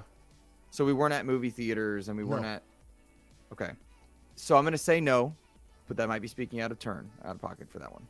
So just being close to it, I think a lot of people pointed to, especially in that 2021 time period, they pointed to that game, and it was a system seller, and it was all the things we talked about when in terms of this is how Sony lets you know about their products and look at this thing, right? So I think it was heavily marketed, and I only say that to say Ratchet and Clank did 1 million, which is great, especially if you consider the install base of the PlayStation. Sure. But look what's on your screen for something that had no marketing, and that's 2 million players. That was where we were going next. Absolutely. Right. And I say that to say, comparing the two is difficult because they're playing two very different games, right? So the marketing for a streaming network is very different from the marketing for a movie that's coming out in theaters, right? And I think that Sony's marketing is more geared towards the traditional model, but we can talk about, and this has nothing to do with quality either, right? Because I can guarantee you more money has been spent on and more people have seen Stranger Things than the latest Ant-Man movie, right? Yeah. So and the Ant-Man movie got all the billboard, and again, part of this is quality of the product or whatever. But I bring up Netflix because we know that Netflix they notoriously don't really do traditional advertising. Why? Because they have a 200 million captive audience that they can surface whatever they want you to see, and every time they launch a new show that they want you to see, they surface it to you. You somehow, everyone's talking about it magically because every time they go to Netflix, it's right there in their face, and then they have the highest streaming numbers of all these things. So I say this to say, I think we have to start, and I think this is what marketing is doing over at Xbox. They're looking at different metrics, and we may be looking at the old world where some of these things may not apply. And there's this idea of targeted marketing as well, and so they have data to know whether you know about this game already, right? And they may be focusing their marketing that you and I don't see because we're kind of plugged in. They may be focusing their social media marketing on these titles that you hear do these ridiculous day one numbers in terms of user base. And I know it's different because we don't get sales numbers, but we can look at the streaming, the people that are streaming it on Twitch. We can look at the people that are playing on Steam. We can look at what the most played is on Xbox, and we kind of get those ideas. And so we can say that PlayStation is doing better, and they are, because they are playing that old model. But even in the latest numbers we have, they're very similar in terms of monthly active users, right, across all their touch points. So I think there needs to be a more nuanced conversation in terms of when we say the marketing is this or that versus, because I think they have two different key performance indicators, right? Okay. They have two different things they're trying to achieve. So I don't know that we should expect them to market the same way. If that makes sense. I don't know if I'm making sense. No, it makes sense. Not to make an excuse for Xbox. It's just I think we have to take certain things into account when we try to figure out the metrics for these things. No, I think that's a great point. I think I took issue with the 4D chess element of it, and that might have been a joke more than what you're actually talking about, because in the content creation space, there are those who will fall down on the tracks hard. That such and such is playing 4D chess maneuvering that, and I've not seen that elegance from any of them. PlayStation, from Microsoft, from Nintendo. Yes, exactly. Absolutely. So maybe that was it. But no, your point is very well taken, Everborn. Okay, so before Luke has to go, let's close this topic out, and I will first and foremost let me let Slow-Mo Backslap have the final word on here. Slow-Mo with a $5 super chat. Thank you, good brother. He says 99% of people complaining about Baldur's Gate 3 weren't intending to play the game before this. And they still won't afterwards. And that's on PlayStation and Xbox. Facts. Absolutely, 100%. I completely agree with you. They don't even know who Larian is. They never even played Divinity Original Sin. They're just using talking points. I completely agree with you, 100%. And also, we have Matt Without Fear with a £5 super chat saying, you can't trust Luke when it comes to Halo. He thinks Combat Evolved was the worst one. Oh, no! And also, by the way, Everborn he wants to say that EverbornSaga is slanderous. I think I agree with you on that point as well. You think the first one was the worst one? Wow. Okay. So we put out a Patreon exclusive episode where we ranked our Halo games, and when I say the worst one, I mean like nowadays playability. True. The level design is not. I don't enjoy playing Combat Evolved nearly the same way I would Reach for. If you want to hear some slander, like I've been playing Halo the Master Chief Collection for years. I have hundreds of hours playing that over and over and over and over and over again. Ever since Infinite came out, I cannot play any of the old ones anymore because there's no grab shot. I can't do it. It's different. It's different. It changed the way I play Halo. People do talk about like evolving what a game is. I don't think the grapple shot gets enough credit for evolving. Oh, bro. It Halo. really did. It really did. It's a completely different game. Yep. Hunting HVTs on the ring, that to me was my favorite part of Halo. Like, you're telling me I can go up into a hill, snipe down at an HVT, and that's what I can do as Master Chief now. And it is criminal how badly the post-launch content was handled, because there were so many things they could have done. They could have continued down that path. This is the biggest like travesty of Halo Infinite. We're gonna jump to Halo. No, I'm just saying. How do you get the gameplay so right? You evolve it so right, and then we say, "Oh, okay, who the hell knows what we're doing with anything campaign wise?" Right? So because the high value targets and all of those things have nothing to do with the service game. That's nothing to do with season it was just 3 cool and additions to the campaign. It's a year and a half in. Is the worst. Why can't it's a waste? It's a year and a half in. Why can't I play a mode where I call in a Scorpion tank just because I want to? Why can't I call in a Hornet or a Wasp just because I want to, and play on this map against cooler enemies? Like, Yeah. just drop them in. Yeah. And don't rely on your community to make your best content. That's my problem with Forza. We are is I dying think on that hill, ladies and gentlemen. We are dying on that hill. Sorry, they it's need not- to sorry. all they need to do. Nah. You need to let post campaign. You need to let people squad up in the map and add raids to it in the same map that you have from the campaign. Why are we just throwing away the amazing campaign map and all that and all those gameplay elements for what? Hey, to me, they mothballed the whole situation. To me, that's like Nintendo mothballing like Mario. It's a Travis Shamocracy of epic proportions. But because I am a single player gamer first, and to me that means the franchise is dead. Where is my next bite of the apple? But that's neither here nor there. Let me close this poll here because we had 74 Infinite people has viewed. the best campaign gameplay in Absolutely. the entire series, in the entire franchise. Best campaign gameplay. Absolutely. The story had some questionable things, but the moment-to-moment gameplay, wow. No others can even stand close to it. So, with 74 votes, we have Team Chun-Li, 64%. We have Team Cammy, 24%. And we have Melina Says Hello at 12%. Yes, sir. I still have faith in humanity. Yes, you do, as you should. We have 121 people in here.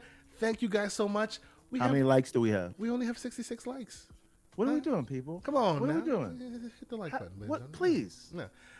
Now, before, and I know we're running our time with you there, Luke. We appreciate you being here. Any more time you can give us is fine. If you have to go, we will respectfully. Got 4 minutes. 4 minutes. Give me your top of the level take when you heard that Xbox exclusive Hi-Fi Rush, which is also available on Steam, right? And it's also available on Game Pass, and you can actually buy it outright. Has 2 million active players.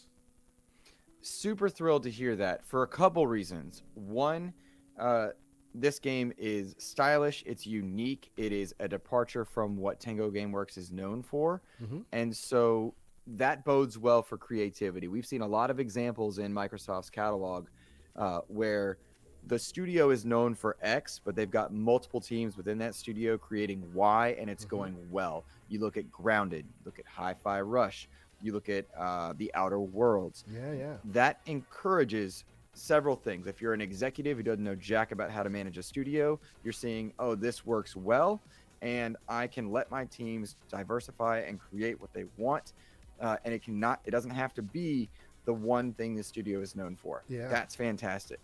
2, Hi-Fi Rush has some really cool things in it that are so untraditional and yet so playable and enjoyable that I think a lot of gamers are realizing that this is what Microsoft's direction could be going forward, making these fun new experiences. And that somewhere, Hi-Fi Rush is somewhere between a Nintendo game and a PlayStation AAA game. Yeah, it's somewhere in there, and I think that's a really cool creative and it has space awesome Dreamcast sensibilities just to boot. So it's really hitting on multiple cylinders. I'm super excited that this thing is getting the credit that it deserves.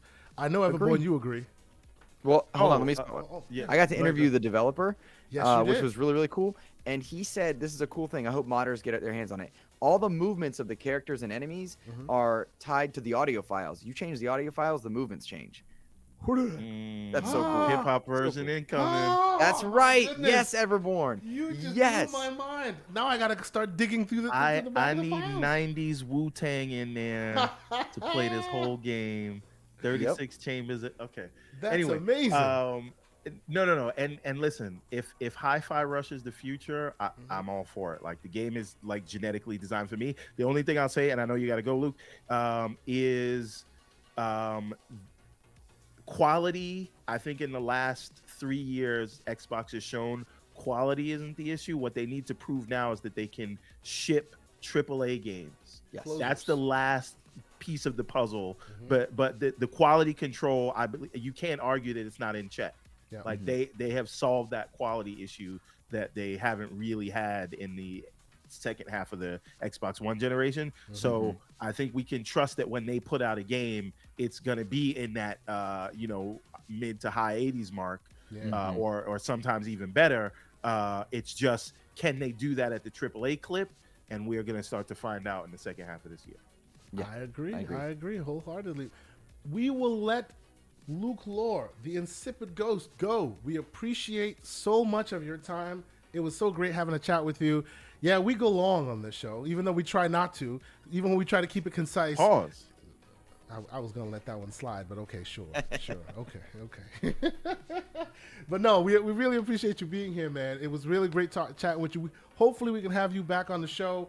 Tell the folks what's going on with the XEP this week. Any great interviews that we should be aware of?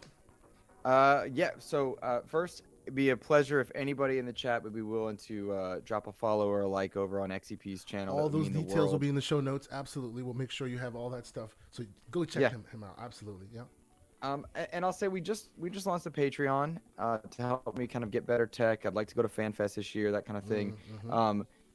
There is a new show that Asante is going to be a part of in the next few weeks called Creator Talk for Patreon Tier 2 members and up, where we just bring in a content creator and talk shop. I've got Fame 2K on board, Mr. Boomstick's on board, PTK Blam's coming in, Asante. Awesome. I'm excited for that one. We also did the Halo rankings. We're doing more of that stuff. I've just put out Shadow Gambit. Just put out interviews with Hi-Fi Rush, Shadow Gambit, SteamWorld Build. That game's out there. I'm so excited for the SteamWorld guys, man. I love that franchise. I love it. It's so good. Those are just out there, and those are available to you as well. But it would mean the world if anybody be willing to check it out and throw some love my way, because I enjoy making it, and I hope people enjoy watching it. So there you go. He's out here and he's doing great work, and we appreciate you for being here, sir. Thank you so much. I hope you have a great rest of your day, and you'll be hearing us from us for some more. I'm sure we'll see you on the show at some point. We will definitely be calling you back on here. Thank you so much for spending a little bit of your Saturday with us. Thank you, guys. My pleasure. I watch you guys from one Sonic fan to another. Oh, yes, sir. There we go. Yes, sir. Everborn, it was a pleasure. Asante, it was a pleasure. You guys take care. See you guys. Sir. All right. Bye. So, ladies and gentlemen, we will rejigger this show because clearly, yes, this is what happens when you're on the show. Oh, yes, and of course, I'm going to have to update this whole situation. See, this is what happens, Everborn. It's unfortunate. And now that the guest is gone, the slander begins. Listen, now we can speak off the cuff. You got some topics ready for me. Oh, I got some topics ready for you, brother. We gonna have some conversations. And as you know, this whole thing with ABK is becoming quite the salt fest. So I want your takes on some of this stuff. It's quite interesting. Oh, I know that boy. I know that your feed has been full of Al Bundy talk. I mean, man, 2 in the morning, I'm seeing free shoes getting dropped left and right. It's also been full of journalists where am I? crying left and right and making unreal scenarios that they're hoping that regulators might pick up so that they can last minute save the deal or block the deal. But anyway, we'll talk about it. So your while you figure that out. No, it's all done. Your take on Hi-Fi Rush, please. It's well deserved, right? It is for a shadow drop. You have 2 million players, and that's all on Xbox. And another thing we don't talk about is what do you call it? Hit 5 million players, right? Deathloop. Oh yeah. See, and people just kind of give Deathloop short shrift, probably because the protagonist sounds like slow-mo backslap, but that's neither here nor there. This is how you okay, Captain Keys, like you're talking about solo. But to me, like, this shows how important the Bethesda acquisition was, right? Yeah. Right. Think about that, right? Like, Bethesda is doing for Xbox. Bethesda is doing for Xbox what Insomniac did for PlayStation. Bethesda's doing for Xbox what Xbox is not doing for Xbox. That's what's happening. But that's neither here nor there. But if you think about, like, this year, we between Hi-Fi Rush, Redfall, and Starfield, like that's crazy. So, like, next year, we'll start to get the Xbox Game Studio stuff, and maybe they can, like, give Bethesda a breather so they can hit hard in 2025. But I mean, 3 games this year, and they're all, like, one we didn't know about, but it turns out to be a hit. Yep. I'm still on the point. I'm still like pissed. crazy about the idea that Hi-Fi Rush came out in like almost a month before we got a patch. That thing came in solid. Like, what world do we live in? I have no idea, because it was like solid, and I paid attention from day one. That thing dropped, no issues at all on any platform. And then maybe a month down the line, I saw a patch come out. Any platform except PlayStation, it didn't even work on there. Oh, stop it. Stop. See, Luke leaves and he's got to get slapped. It wouldn't boot.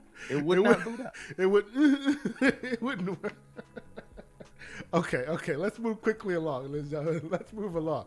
All right. So, and I know you don't want to, we'll talk a little bit about this one. We'll talk just a little bit about this one.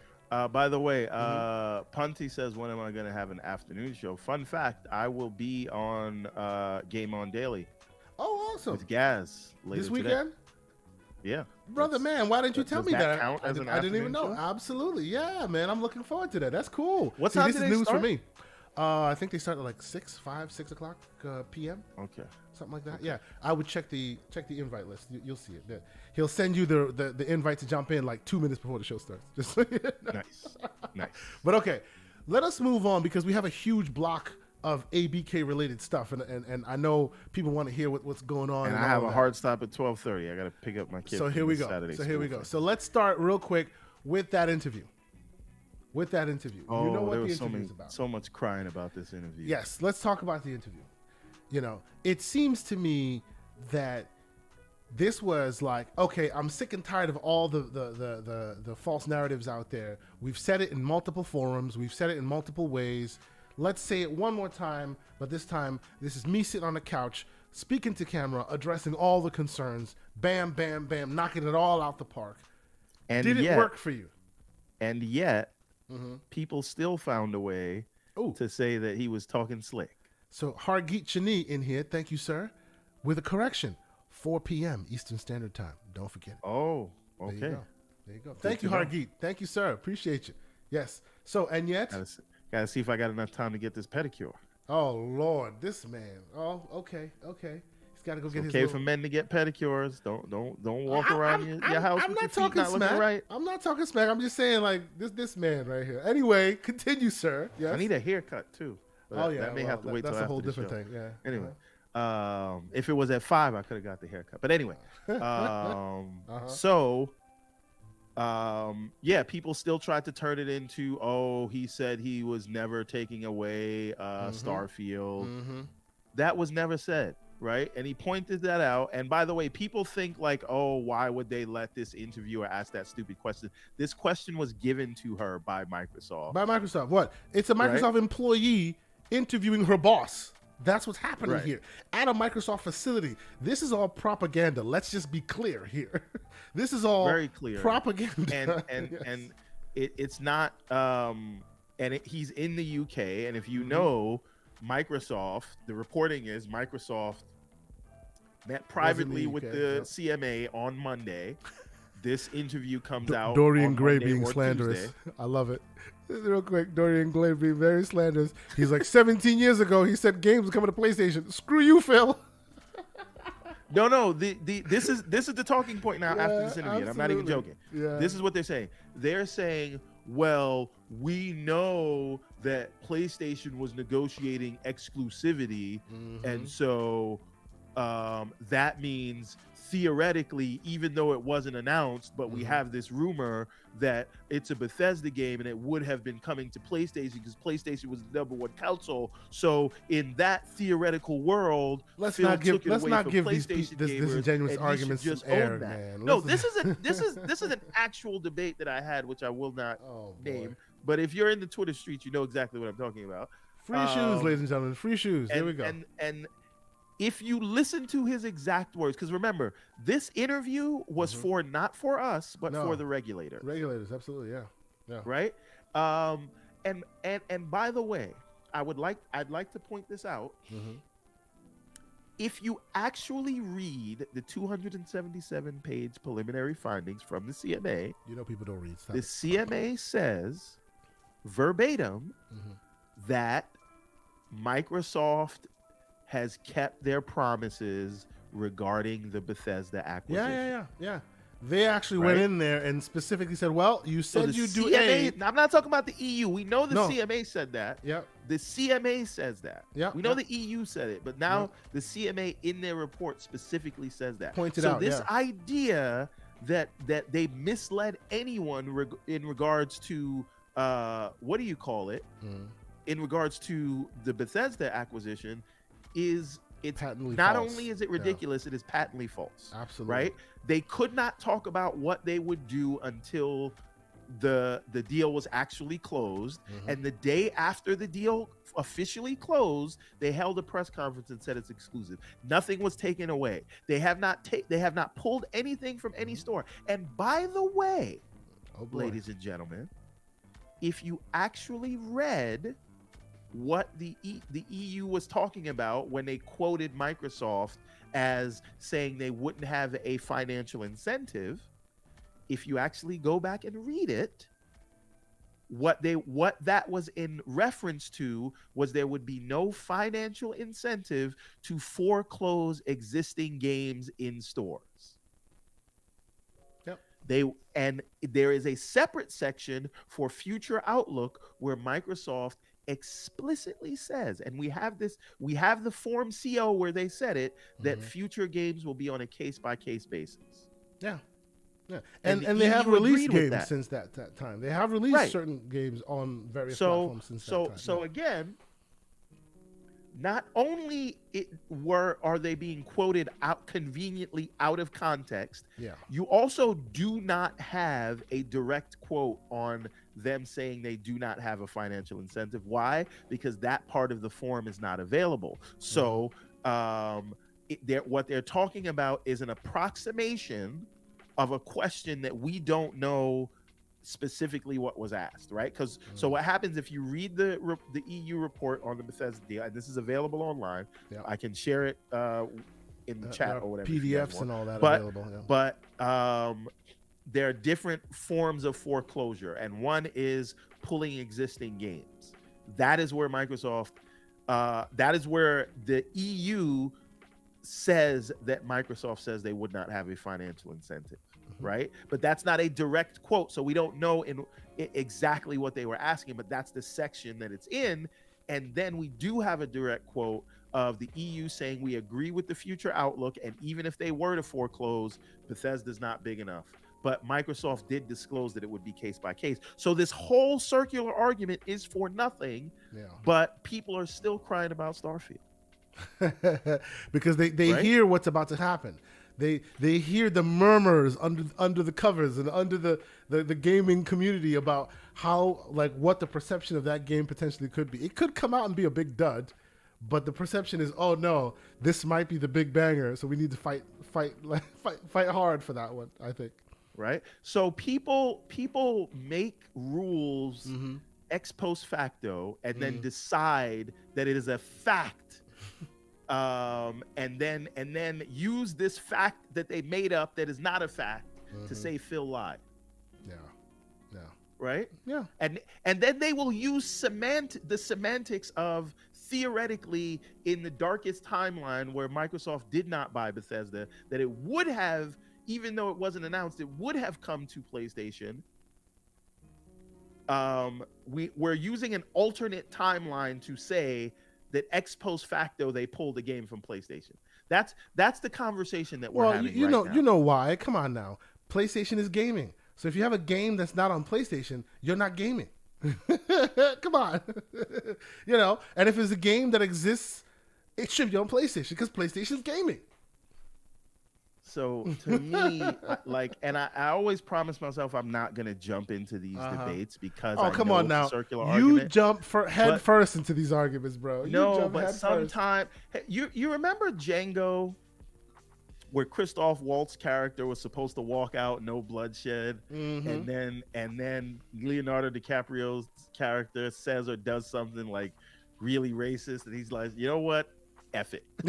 I gotta kill him. Right? That's what happens when I jump into That's where you are debates. right now. That's where you are. Understand? I know I'm not supposed to jump into debate, but you say something so stupid, and people will do these things with a lot of words that don't really say anything. right? And then they'll gaslight you into arguing a point that you never made in the first place.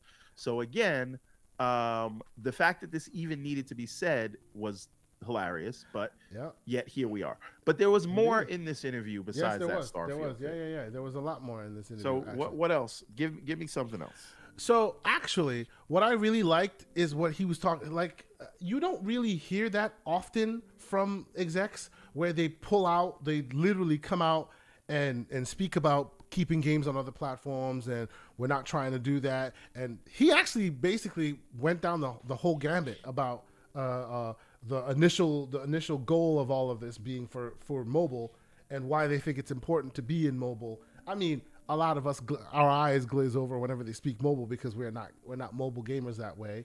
But it's like, I guess my question to you is, are we still in a place where we should wholeheartedly believe them because of, it's all mobile, or is this just the talking points they're using to get over on the regulators? Because let's be clear here, a lot of folks are now on the idea that, PlayStation is doing whatever they can to get one over on the regulators, right? And we'll get into that. We have a few more that speak to that as well. But what about the idea that Microsoft is saying this because they know that mobile is the dog whistle that they need to say in order for people to understand, this Call of Duty stuff is is just related. It's not necessarily the reason why we bought it. Oh, and by the way, on the side note, we don't think it's advantageous for us to split them apart. Just being devil's advocate here. Well, no. So here's the thing, right? A big part of Activision's mobile money comes from COD Mobile, right? So saying you have to get rid of Activision and get rid of COD takes away a lot of the value. It takes away they don't value want money from that. And so where we lose the thread when we have that discussion, saying, "Oh, you said you only wanted it for mobile," then get rid of Activision. There are several things that go along with that, and how, like, if you only want it for mobile, it's partly because you want COD Mobile, but also what they're saying is we're not going to be hyper competitive with COD in the console space. We want to use mobile to be hyper competitive in the mobile space, which is already very well. It's a duopoly right now, but like, you can't argue that there's anything there, and no regulator has even mentioned mobile in any of this. And that's the reason they're saying we want it for mobile, because we want to be able to compete there, right? We may foreclose Apple and Google, but that's fine because they are a duopoly and they need someone to shake it up, to challenge them, right? And we don't have any realistic possibility of hampering competition, except we will be able to compete there. So when they say we bought it, it's to compete in mobile, right? It does not mean you don't want Call of Duty or Activision. He's not lying when he's saying that. He's just saying that's the place where we're gonna try to use that content to our benefit. Where it's not our goal. Listen, COD is Minecraft. Yeah. Right. COD is Fortnite. Use it. You're going to make all the money from it. Yep. And that is going to fund your other things. So maybe Diablo 5 will be exclusive. Maybe Overwatch 3 will be exclusive. Maybe not, because that's pretty big. But maybe the next Crash will be exclusive. That's where they're going to compete on, but that's not going to move competition. Though, if regulators are worried about COD, they're saying don't worry about it. We didn't buy it to foreclose COD. That's what we're talking about. And all the context matters. People never seem to get that. They conveniently seem to forget that context, but they'll tell you context matters in any other way that it helps benefit their favorite plastic box. And while we're on this conversation, let's also add the fact that the EU has come out, reportedly unlikely to demand asset sales for the merger, meaning they're not going to want you to pick apart Call of Duty from the ABK purchase at large. Is this surprising to you, or do you think that Microsoft made a proper case? I think this is a very interesting point, but there's just something in the chat that I want to address. So GameFire says mobile is to break the duopoly. maybe that's what they think. That's what but they're I'm telling trying you to. right now, That's the talking point they're you're using. not breaking that duopoly. No. It is an iron wall. There's Yeah. nothing you can do about it. Yeah. And every store that Microsoft has tried to create since the dawn of the mobile era has failed. Well, and I don't but you think know Cotter what Candy though? Crush will save You know what though? He does have a bit of a point, because I don't know if you listen to, and I always give them the props they deserve. Shout out to the Xbox 2, the man with the million, Randall Thor 19, and Jez Corden. They were talking about it yesterday as well, and it seems that Microsoft has changed their tactic a little bit. They wanted to establish their own platform, and obviously, the lovers of the platform that we are here, Windows never got to that place, right? Windows, their mobile platform never got there. But it looks like they are now changing their tactic and saying, if we have to be players on other platforms, we need to be the best of the best of the best in every single thing we do. This week, Bing, yeah, that's right, Bing, the thing that everyone loves to hate on, was at the top of every chart, whether it be Android or iOS. They are literally... Right? They are putting foot to butt, and I'm not going to say the other thing, on the necks of all of these various platform holders, and saying, look, if we're not going to compete on the platform level, then we're at least going to compete and break the duopoly in a sense by offering an alternative on your platform that can't be denied. And Bing, I think Bing was even more of a butt of a joke than Zune was, right? And now it is the number one downloaded thing. And let me tell you, for the longest time, my search history, and people know because I've said it on the show, my search situation is I will first search on Bing because I'm trying to get them Microsoft reward points. And then I'll actually do the real search I wanted to do on Google. I've stopped doing that, ladies and gentlemen. I only search on Bing. Why? Because the robot gives me the answers that I need. I don't have to Google anything. I don't have to search around. I can ask a specific question. It'll give me a specific answer, and it is always right. It's amazing. But continue. Yeah, but they have a very long way to go. So no doubt. We all thought Alexa was going to take over the world. Well, but Alexa and all of them, context matters, right? And let's be clear. Context matters. People are back. to your point, it depends on the type of searches you're doing there. If you want factual information, 9 times out of 10, you're getting exactly what you want. And actually, they've added a new thing to their AI where you can choose there's a dial you can flip, choose more creative answers or choose super factual answers, right? And you can really dial it in because they were afraid, there was that talk that it was giving you weird answers that you were not looking for, right? But we have a super chat. Oh, absolutely. A new name that I haven't seen on our air before. Briscoe Sun. Thank you so much for checking us out with a $5 super chat saying, does the ABK closing kick off the Xbox rally or the 2023 pipeline? I think ABK closing or not closing should not have any bearing on 2023's pipeline.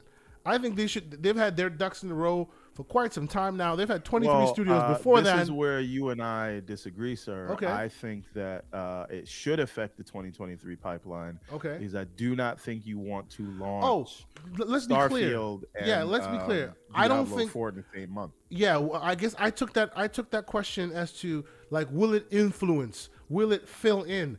Yes, it's true that if ABK closes in June, we probably won't see Diablo release simultaneously with Starfield.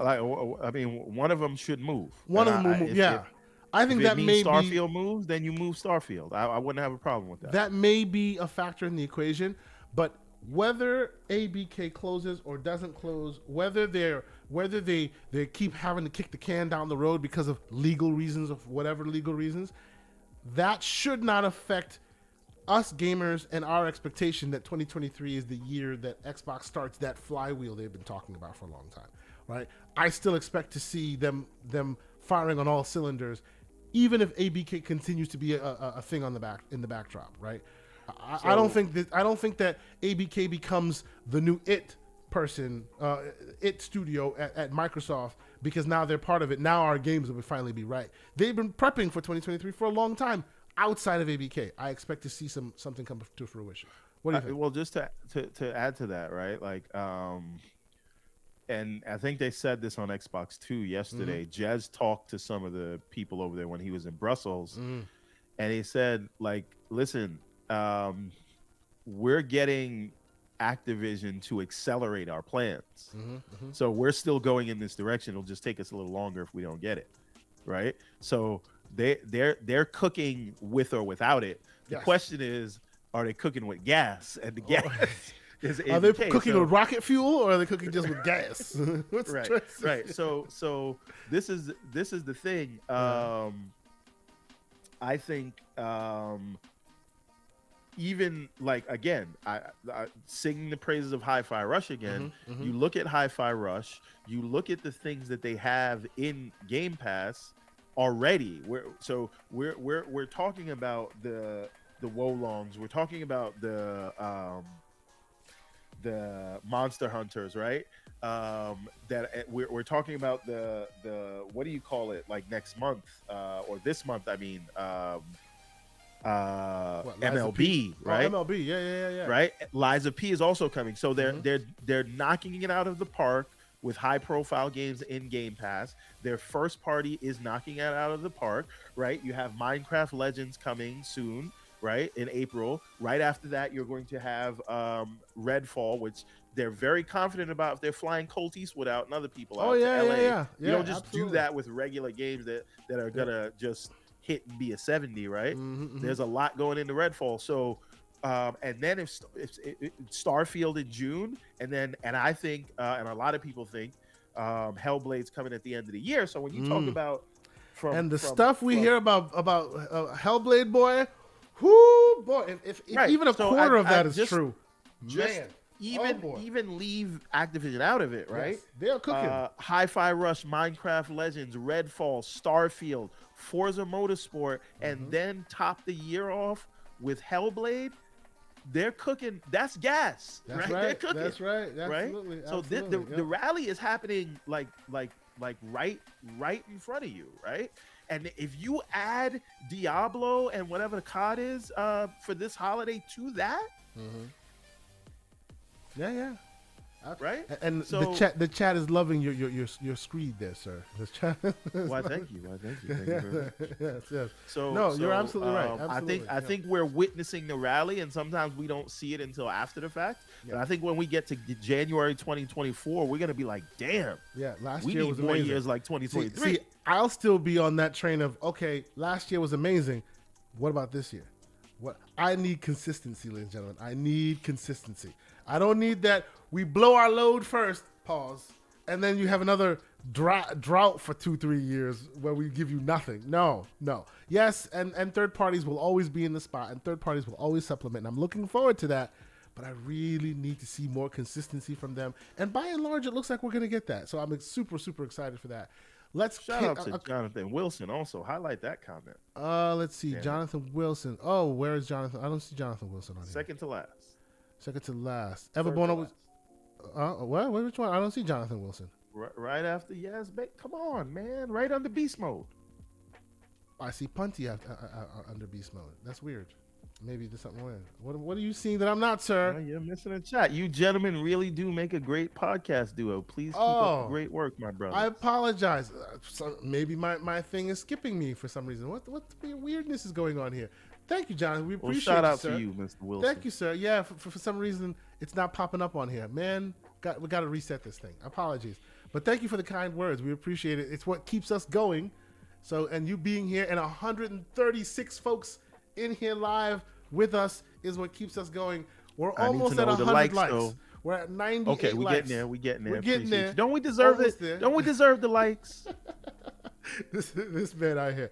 Okay, so before we round this out, because I know you have a short out, but and it's gonna be like that for the next couple of weeks because she's training worries. To get into a specialized high school. Brother, she's in the 7th grade now, so it's like Saturday classes. I got to pick up by 1, drop her off at 8:30. Do your thing, brother. It's all good. Before we head to the gaming conversation, like the FTC and the last bit of news, I wanted to take a short detour and talk about Square Enix. Have you heard about Square Enix? Have you heard this? I've heard an old saying called "You reap what you sow." That's what I've heard. Oh man! All right. And So it sounds to me speak on it, sir. Yes. like the chickens are coming home to Home roost. to roost. That's right. So I guess my question to you, and we don't have to spend too much time. And when on that this. happens, Uh-huh. it doesn't make me sad. Matter of fact, it makes me glad. He a poet and he know it. All right, let's continue. Listen, do you think all of the prior history with Square Enix, with Sony, and even with Nintendo apply once they remove all these key figures from Square Enix? It looks like they're removing all the historical folks from that organization, putting new folks in place, which might potentially change the deck chairs there, and it may make the company as a whole's interests a little different. Am I wrong in that? Like, they have been in Sony pocket for a long time, business speaks. But can we expect that moving forward, providing that a lot of these folks are not in it? Like, you have folks from Square Enix that have ex-Square Enix folks getting brought up on insider trading charges. Like, I don't know if you heard that. There's just a lot going on in Square right now. Yuji Naka, hashtag free Naka. You know what I'm saying? Like, there's a lot going on right now. Shout out to Gerald Mack with the $2 super chat. I agree, the true dynamic duo. And another one just because. There you go. Yes, and Gerald Mack was just on the show. Yes, sir. And, yes, sir. He's one of the first guys to support. So I appreciate you, yeah, sir. Brother. You are always welcome. Always. Yes, we will have you back on this show, sir. We haven't forgotten about you. We love always that you're in our chat. You're always hanging out with us. It's always great. Everborn. So what do you think about this Square stuff? Enix. Listen, I think maybe if this Activision thing doesn't go through, or maybe if it does. Here he goes. Listen. Put on that tinfoil hat, ladies and gentlemen. Here we go. Maybe Phil Devil's Spencer got to Part turn 2? into Phil Spencer got to turn into Trey Songz and be Mr. Steal Your Girl. Right? You wasn't treating her right. Right? Yes, How's all of those exclusive Sony deals helping you out? You're not making your sales target, but you're completely locking out a whole platform. Right? Are those development dollars that you're getting from your partners helping you? Right? Or is it just that you don't want to put your most high profile games, you don't want to do business with the American company. You rather keep it amongst your neighbors. Keep it home. I get right? you. I get you. Yeah. But then you can't complain when you don't hit the sales numbers. But right? about the sales numbers, haven't we complained that they've been doing some Hollywood reporting for a while now? I don't think they don't hit them sales numbers. I think they say they don't hit them sales numbers. I mean, whoever, what I would need to, they're talking about replacing the president and bringing studios back in house. Yeah. They need to fire whoever's doing their projections. Because he's selling them a bad bill of goods every time. That's right. Absolutely. I'm just every time. So you wanted to blame the Western studios, you got rid of them, and now you're saying your other studios aren't doing what they're supposed to do. And then they're already like trying to prime the pump to say, oh, Final Fantasy is becoming more niche. The 16th iteration is becoming more niche. and you know what? Let's be clear. It's not 16th iteration. There's more there. Add mobile, and it's like double digits. You're heading into 20-something. Oh, yeah. We're not even talking about Final Fantasy Tactics and all these other things. And all these other things, right? Yeah. So, I mean, you want to put it on one platform. If you want to sell more units, put it everywhere, just like COD. Right? I mean, I would say Sonic is a bad example of that, but we'll keep it moving. Yeah. All I'm saying is you can't cut out a whole subset percentage of the platform, right? And then complain that you don't have enough people, right? Yep, absolutely. Or you need to shrink your budgets. How about that? Yeah. So it doesn't take that much of an uplift for you to see success. Absolutely. But okay, let's get to the main event before we get out of here. All right. And that has been reported by multiple places, and this time I'm gonna pull it from Engadget.com, that by reports, Activision Blizzard deal has been approved by the EU. We don't know Not what has been approved. will likely be approved. Will reportedly be approved by the EU, right? We don't know the exact concessions that will be made. We suspect a lot of the behavioral remedies that you've already heard about will most likely be in play. There may be one or two more things in the background that we don't necessarily hear about. Oh, let's stop for a moment and thank Enigmatic Dreams for the $5 super chat saying, I hope more Square Enix games come to Xbox back compat because one of my favorite games, they're one of my favorite games and developers. I'm actually playing Parasite Eve right now. Shout out to you, good sir. Parasite Eve was a great game. Like a game that has been lost to time, unfortunately, I think. One of those historical artifacts, but no. I hope so as well. I just hope more games are opened to that back compat library. And actually, with ABK, I expect we'll see a lot more of that. But no, I hope Square Enix, I hope this changing of the guard brings Square Enix more in line and starts being such, the way they've been acting up until now. Listen, shout out to Victor Alistine. I think Crystal Dynamics would have made a better, or IDOS would have made a better Forspoken than Luminous did. How about those apples? I'm just saying. Yeah, and I didn't even put it in the rundown, but yes, Luminous basically got folded in. They got the salt mines treatment. Oh, you did a game, all right, good job. Now you get folded into the big group. Because let's be fair, they didn't really hit it out the park with that one. But Everborn, let us talk about it. Microsoft, like one of the biggest hurdles, right? CMA and EU. This is about the CMA. Now, Brad Sams, and again, this is not any sort of not Brad Smith, Brad Sams. Brad Sams. We all know Brad Sams. He has a lot of contacts in Microsoft. Yep. And on his latest weekly, Microsoft update, he talks about more than just gaming, but he has a gaming segment. He talks about all things Microsoft, mostly enterprise actually, but we a lot of what we care about is I care about all of it, but a lot of what we care about is the gaming piece of it. Yeah. But while he was doing his gaming segment of his Friday Microsoft recap show, need the Everborn conspiracy corner. Well, I'm about to give you one. Now, you're giving me great ideas, man. Imagine like an overlay. It turns into a corner. Overlay with a little trees, animated graphics. You got like a fire stoking. He's like reading a book. It'd be amazing, bro. Just keep them coming. This is great. Great ideas.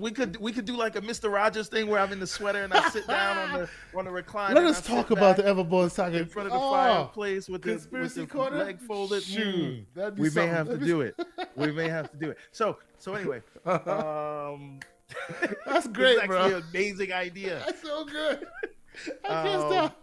So anyway, he says that they are not worried about the CMA. Right now, did he get into why? My mind goes in all kinds of places when we say they're not worried about it. But the way they're talking is the CMA is not a concern, and I'm not a fan, right? And I don't know if Sycamore is listening. Shout out to Sycamore. I am not a fan of taking the victory laps because you could jinx it, right? Oh yeah. Right. This is why I don't even want to say this. Defeat from the jaws of victory, Right. Because then we hear some things like, "Oh, it's approved," except Microsoft has to be a third-party publisher now forever, right? So they signed the fabled in perpetuity contract. right. So, so here's the thing: could it be that Microsoft, knowing the EU is literally an island unto itself now after Brexit, is prepared for mutually assured destruction and just say, listen, you guys don't approve it, we're going to close it anyway. The EU's the bigger market, and that's what we're going to look for. We know we'll win in with the FTC if you guys want to deprive your gamers of this, that's your choice. Then fine. Now that's one way of looking at it, but I do want to read something to you because we talked a lot about there's no recourse if the CMA blocks the deal. Yeah, right. There's cat recourses, but it's No, always no, no, it no. always seemed Hold on, very hold very on. I want to read linear. something to you. I want Okay. to read something to you from the CMA. This is the thing that Sure. that nobody talks about. This is Okay. not even conspiracy theory, folks. Right? This is Now, unread facts. Go ahead. Let's hear what you got. Public interest interventions. Right? Okay. The act permits intervention by the Secretary of State in cases where public interests arise. In such cases, the CMA is responsible for the competition assessment, but the Secretary of State may take public interest factors into account in deciding whether a reference to Phase 2 accepts UILs or imposes remedies following a Phase 2 investigation. The public interest consideration that the Secretary of State may take into account are those relating to media plurality. Yes. Damn it. And other considerations relating to newspaper and certain other media mergers. B, that was A. So B, the stability of the UK financial system. And C, the need to maintain United Kingdom capability to combat and mitigate the effects of public health emergencies. The Secretary of State is able to intervene in special public interest cases where the standard jurisdictional thresholds relating to share of supply and turnover are not satisfied. The Secretary of State can only intervene in special public interest cases where the merger involves certain newspaper broadcasting companies. These are known as special merger situations and are considered under the Special Public Interest Regime Act. There is no competition assessment in such cases. So there are other avenues. So right? they can always appeal to the Secretary of State and be like, "Hey, this is a public interest case. Look at all the consternation that we have from all the sources online. This is not necessarily where it shouldn't be left only in the hands of the CMA if it comes to that." Interesting. Yes, and player in the chat says FTC, CMA, and EU and China all have to agree for the deal to go through according to the contract. Sure, but they can rewrite that contract. Just like the contract, the deal needs to close by July 18th. If it doesn't, they'll have to go back and renegotiate that. Yep, so that can be renegotiated by both parties. They just have to sign off on it. That is scratching off one item and initialing next to another one. Yeah. And by and large, seeing that they're so close to the finish line, I doubt that any of the stakeholders will have a problem doing so. Shout out to Mr. Gerald Mack once again with a $2 super chat saying, "Still waiting on the Gaming Circle podcast emojis, sir. We're working on something. Don't worry about that. We're looking into it. Listen, I told you, man. I can have my people draw something up, but just let me know. Anyway, but the point is, so back to this thing. Yes, sir. Back to this thing. I think it's super interesting. But again, I'm not putting that energy out there. Don't say Everborn said Microsoft is going to close the deal outside of the CMA's approval. No, that's not what I'm saying. They want mea culpa. They want everybody to be happy. happy. And that's why they're fighting as hard as they're fighting right now to try and get it. But I do think, and again, we all know this, everybody moved their dates so that they will basically decide around the same time. Yeah. Now, another thing that's super interesting to me, this is back to where we're in the conspiracy theory hat again. We're in the corner. Imagine some grass in the corner. There is this idea of the PlayStation or the Sony has to give up certain documents to Microsoft, which I'm surprised wasn't on the topic list. But we can talk about it. Right. We can factor that into this discussion. So the Judge Chappell, who seems to be very fair and above board, so a lot of people were worrying Microsoft wasn't going to get a fair shake. Judge Chappell seems like he's been above the board and he's been calling balls and strikes the way they're supposed to go. So the FTC can say whatever they want. Sony can say whatever they want. Hell, Microsoft can say whatever they want. The judge ain't having it so far has been ruling fairly, and they have thrown cases out, right? this judge, right? Where it wasn't warranted. So I don't worry about Microsoft. They're gonna get a fair shake with the FTC and the US situation. So anyway, the thing is, Sony now has to give up 4 years of data on all their third-party licensing contracts, and they have to give up all the custodian data, which means there's this one employee, McGurty, who used to work for Microsoft, then worked for Sony. I think the reason they were looking for that, like the reason for this fishing expedition, was that maybe McCurdy still has contracts, and maybe he told them some things that they can't really say because of NDAs. But now when you subpoenaed those documents, now it becomes, in the interest of the case, you can actually bring up this privileged information that you already knew. And I think the licensing stuff is going to show the judge to say, listen, these are how exclusives work. This is what Sony wants to do as the market leader, and you are going to have to make a decision, like the same thing they said to the CMA. Balls and strikes. Pause. But shout out to Punty. But the way Judge Chappell has been calling this so far, has I straight think down he the middle. sees these contracts and he's like, whatever. And this is why, this is me saying this, right? This is no reporting. This is no insider information. This is no nothing. This is my guess. It's my conspiracy theory guess. I think Sony is going to sign this contract with Microsoft very soon, because that would effectively kill the FTC's case, and they basically have to leave it away, because the FTC's case is entirely designed around the harm of Sony in this high performance console market.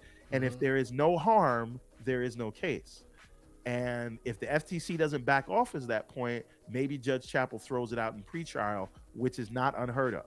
So, right? I'll do you one better.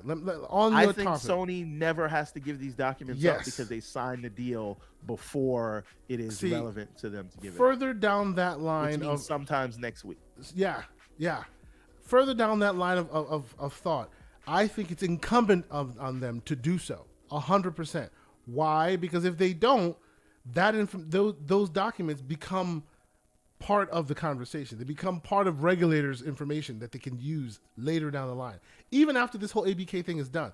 If you have those documents change hands and get into the hands of certain individuals, certain regulators and whatnot, they could then, as we've described on the show before, right? The FTC used Sony as a beautiful fool, right? They were a convenient idiot, if you will, useful idiot. Useful idiot. There you go. To drive the point of big tech bad home, right?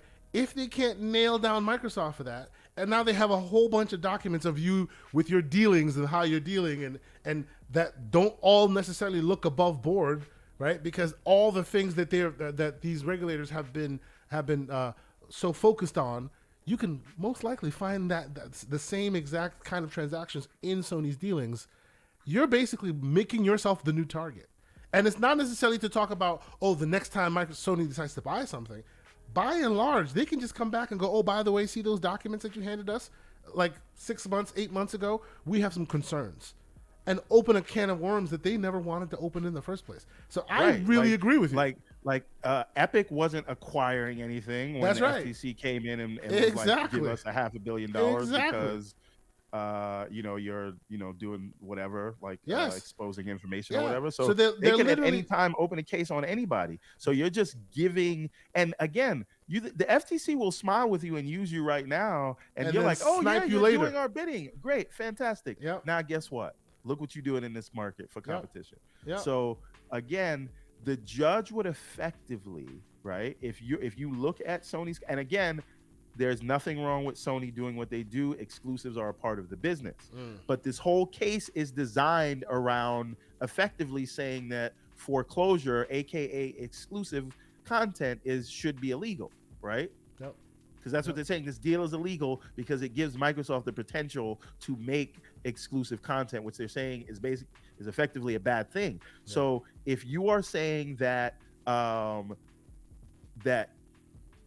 we can't approve this deal because something might be made exclusive, and again, this is audio visual entertainment, like movies and things like that. Then you're saying the next time, you know, Warner Brothers is sold, because they'll inevitably be sold again, that whoever buys them will not be able to keep their content exclusive to their service. It's ridiculous. No, and there's no precedent. It's a bad precedent to set. Yeah, absolutely. Yeah, if you set this precedent moving forward, you could be screwing up other environments. And judges are very cognizant of that. Right. They don't want to set precedent unless it, like, leave that for the Supreme Courts and things like that. And right? and even the Supreme Court themselves sometimes will say something and go, let's be clear, this is not a precedent we're setting. You know, we're just going to be bad on this very case and that's it. But don't use this as a talking point for the next case ever. They are very cognizant of setting bad precedent in order for it to, like, ruin other cases down in the future. So my tinfoil hat prediction is that Sony will sign something with Microsoft before giving up these documents. I completely agree with you on that. You and I are both wearing the tinfoil hat right now. This is what I'm looking out for next week. Because by the way, you may say, well, why would they do that? They've been so obstinate up until now. On Monday, so this Reuters article comes out. So things seem to be going Microsoft's way in lieu of divestiture. On Monday, Microsoft met privately with the CMA. Tuesday, that's why Phil Spencer was in the UK. On Tuesday, Activision went privately with the CMA, and on Wednesday or Thursday, Sony met with them. So they would have a good idea of whether the CMA will block the deal or not, because that's their strongest chance to get the deal blocked. And if the CMA is saying, well, the EU is going to accept this, and we kind of think that we can get through with behavioral remedies, especially since Microsoft offered to pay a third-party custodian. Now, one thing I would note, the third-party custodian may or may not work for the CMA, because I could see a world where the CMA says, and again, they did do this for LinkedIn, so it's not unheard of to do. But if you remember the financial crisis in 2008, that happened because the Moody's of the world and the people who monitor bonds and things like that and do the bond ratings were paid by the banks, and they were supposed to be the third party to ensure that the banks were rating the bonds correctly. Fairly, but of course they were in pocket. But they were being paid by the banks, so they didn't really question what the banks were telling them. So the CMA could theoretically say, we don't trust you paying a third party, because then they would be beholden in your to pocket. That's right. Right? Very important question. I'm not saying they will say that. Very say that. Super important question in the chat from our man Beast Mode 10 asking, did Everborn meet with the CMA privately as well? Because he seems to have a lot of inside information. You know what that's called? It's called reading. He spends a lot of time reading a lot of these documents. I do. I spend too much time reading a lot of these documents, and that's probably delaying the next Everborn chapter coming out. But anyway. But we appreciate you, sir. We appreciate you being here. Things I do for you. And all I ask for is that we get enough likes for the live viewers. That's all I'm looking for. We appreciate you being here, breaking it down. This is where you come for, right? Hogue is back with us these days. Thank God for that, right? And then on the weekends, you start your Saturday off, right? With all of this amazing conversation. Shout out to the man Luke Lohr for being here, the Insipid Ghost. Check out his stuff. He does great, awesome interviews on a weekly basis on all the games you probably didn't know were coming out. The man is always out here doing amazing work. Salute to you, Mr. EverbornSaga. I know we're short on time. Tell the fine people what else you have going on. I know you are the philanthropist on Twitter right now, handing out free shoes to anybody who wants to hear it or not. What else is going on with you, sir? Anybody who they fit. Listen, EverbornSaga, this is the place to go. I say it every week, but the answer to all questions is EverbornSaga. Whether it's EverbornSaga on Twitter or EverbornSaga on YouTube, EverbornSaga on Facebook, Instagram, all that stuff. But most importantly, EverbornSaga.com. Go get the books. I promise you, they are amazing. We have a great sale going on right now. $50, you get all the books we've ever done. Over 300 pages of content, filled with 6 chapters. 3 different series telling the same story from different perspectives. There's crossovers between them. We got a few books coming out. Ariel's Adventure Chapter 2 is the next one that we are cooking up. And I promise you won't be disappointed. Go to everbornsaga.com. Just look at some of the artwork and tell me it doesn't blow you away. I think we're doing something special, but they pay me to say that, and by they I mean me. And check it out. And I appreciate everybody's support so far, and we appreciate you on GCP getting us over the 1,000 mark. Man, we appreciate every super chat, and we appreciate every comment, and we Yeah. appreciate when the like ratio meets the live watching ratio if we are not there yet. Yes. But we do want to get to 2,000 subscribers. So if you're not subscribed, please subscribe. And if you are subscribed and you like what you hear, tell people about it, right? You got a lot of trash shows. You know what I'm saying? Spreading propaganda that have way more subs than us. How about, Well, try to be positive and reasoned and a little slanderous. Just, tell your friends. Absolutely. So come check out Everborn Saga on Game On Daily this afternoon, 4 p.m. Eastern Standard Time. I'll be there listening in. Absolutely awesome. Looking forward to it. Check me out on the Gaming Council. That's a new show being put together by the great Web Dave and Red Tree. You see them frequently on Mr. Boomstick's channel. They're doing a great call-in, talk-in type style show on Sundays. Ooh, wait, just last thing. Last thing.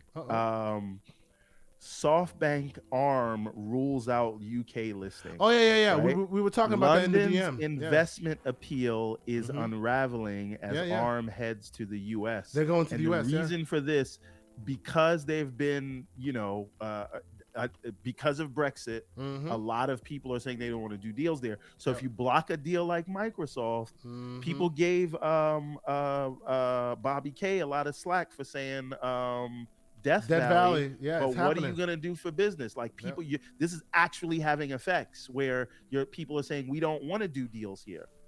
Right. So what is going to happen post Brexit to the UK economy if a lot of tech companies want to pull out? Starts pulling out. Being this difficult on them. Right. Absolutely. You're going to cut off your nose to spite your face. We will see.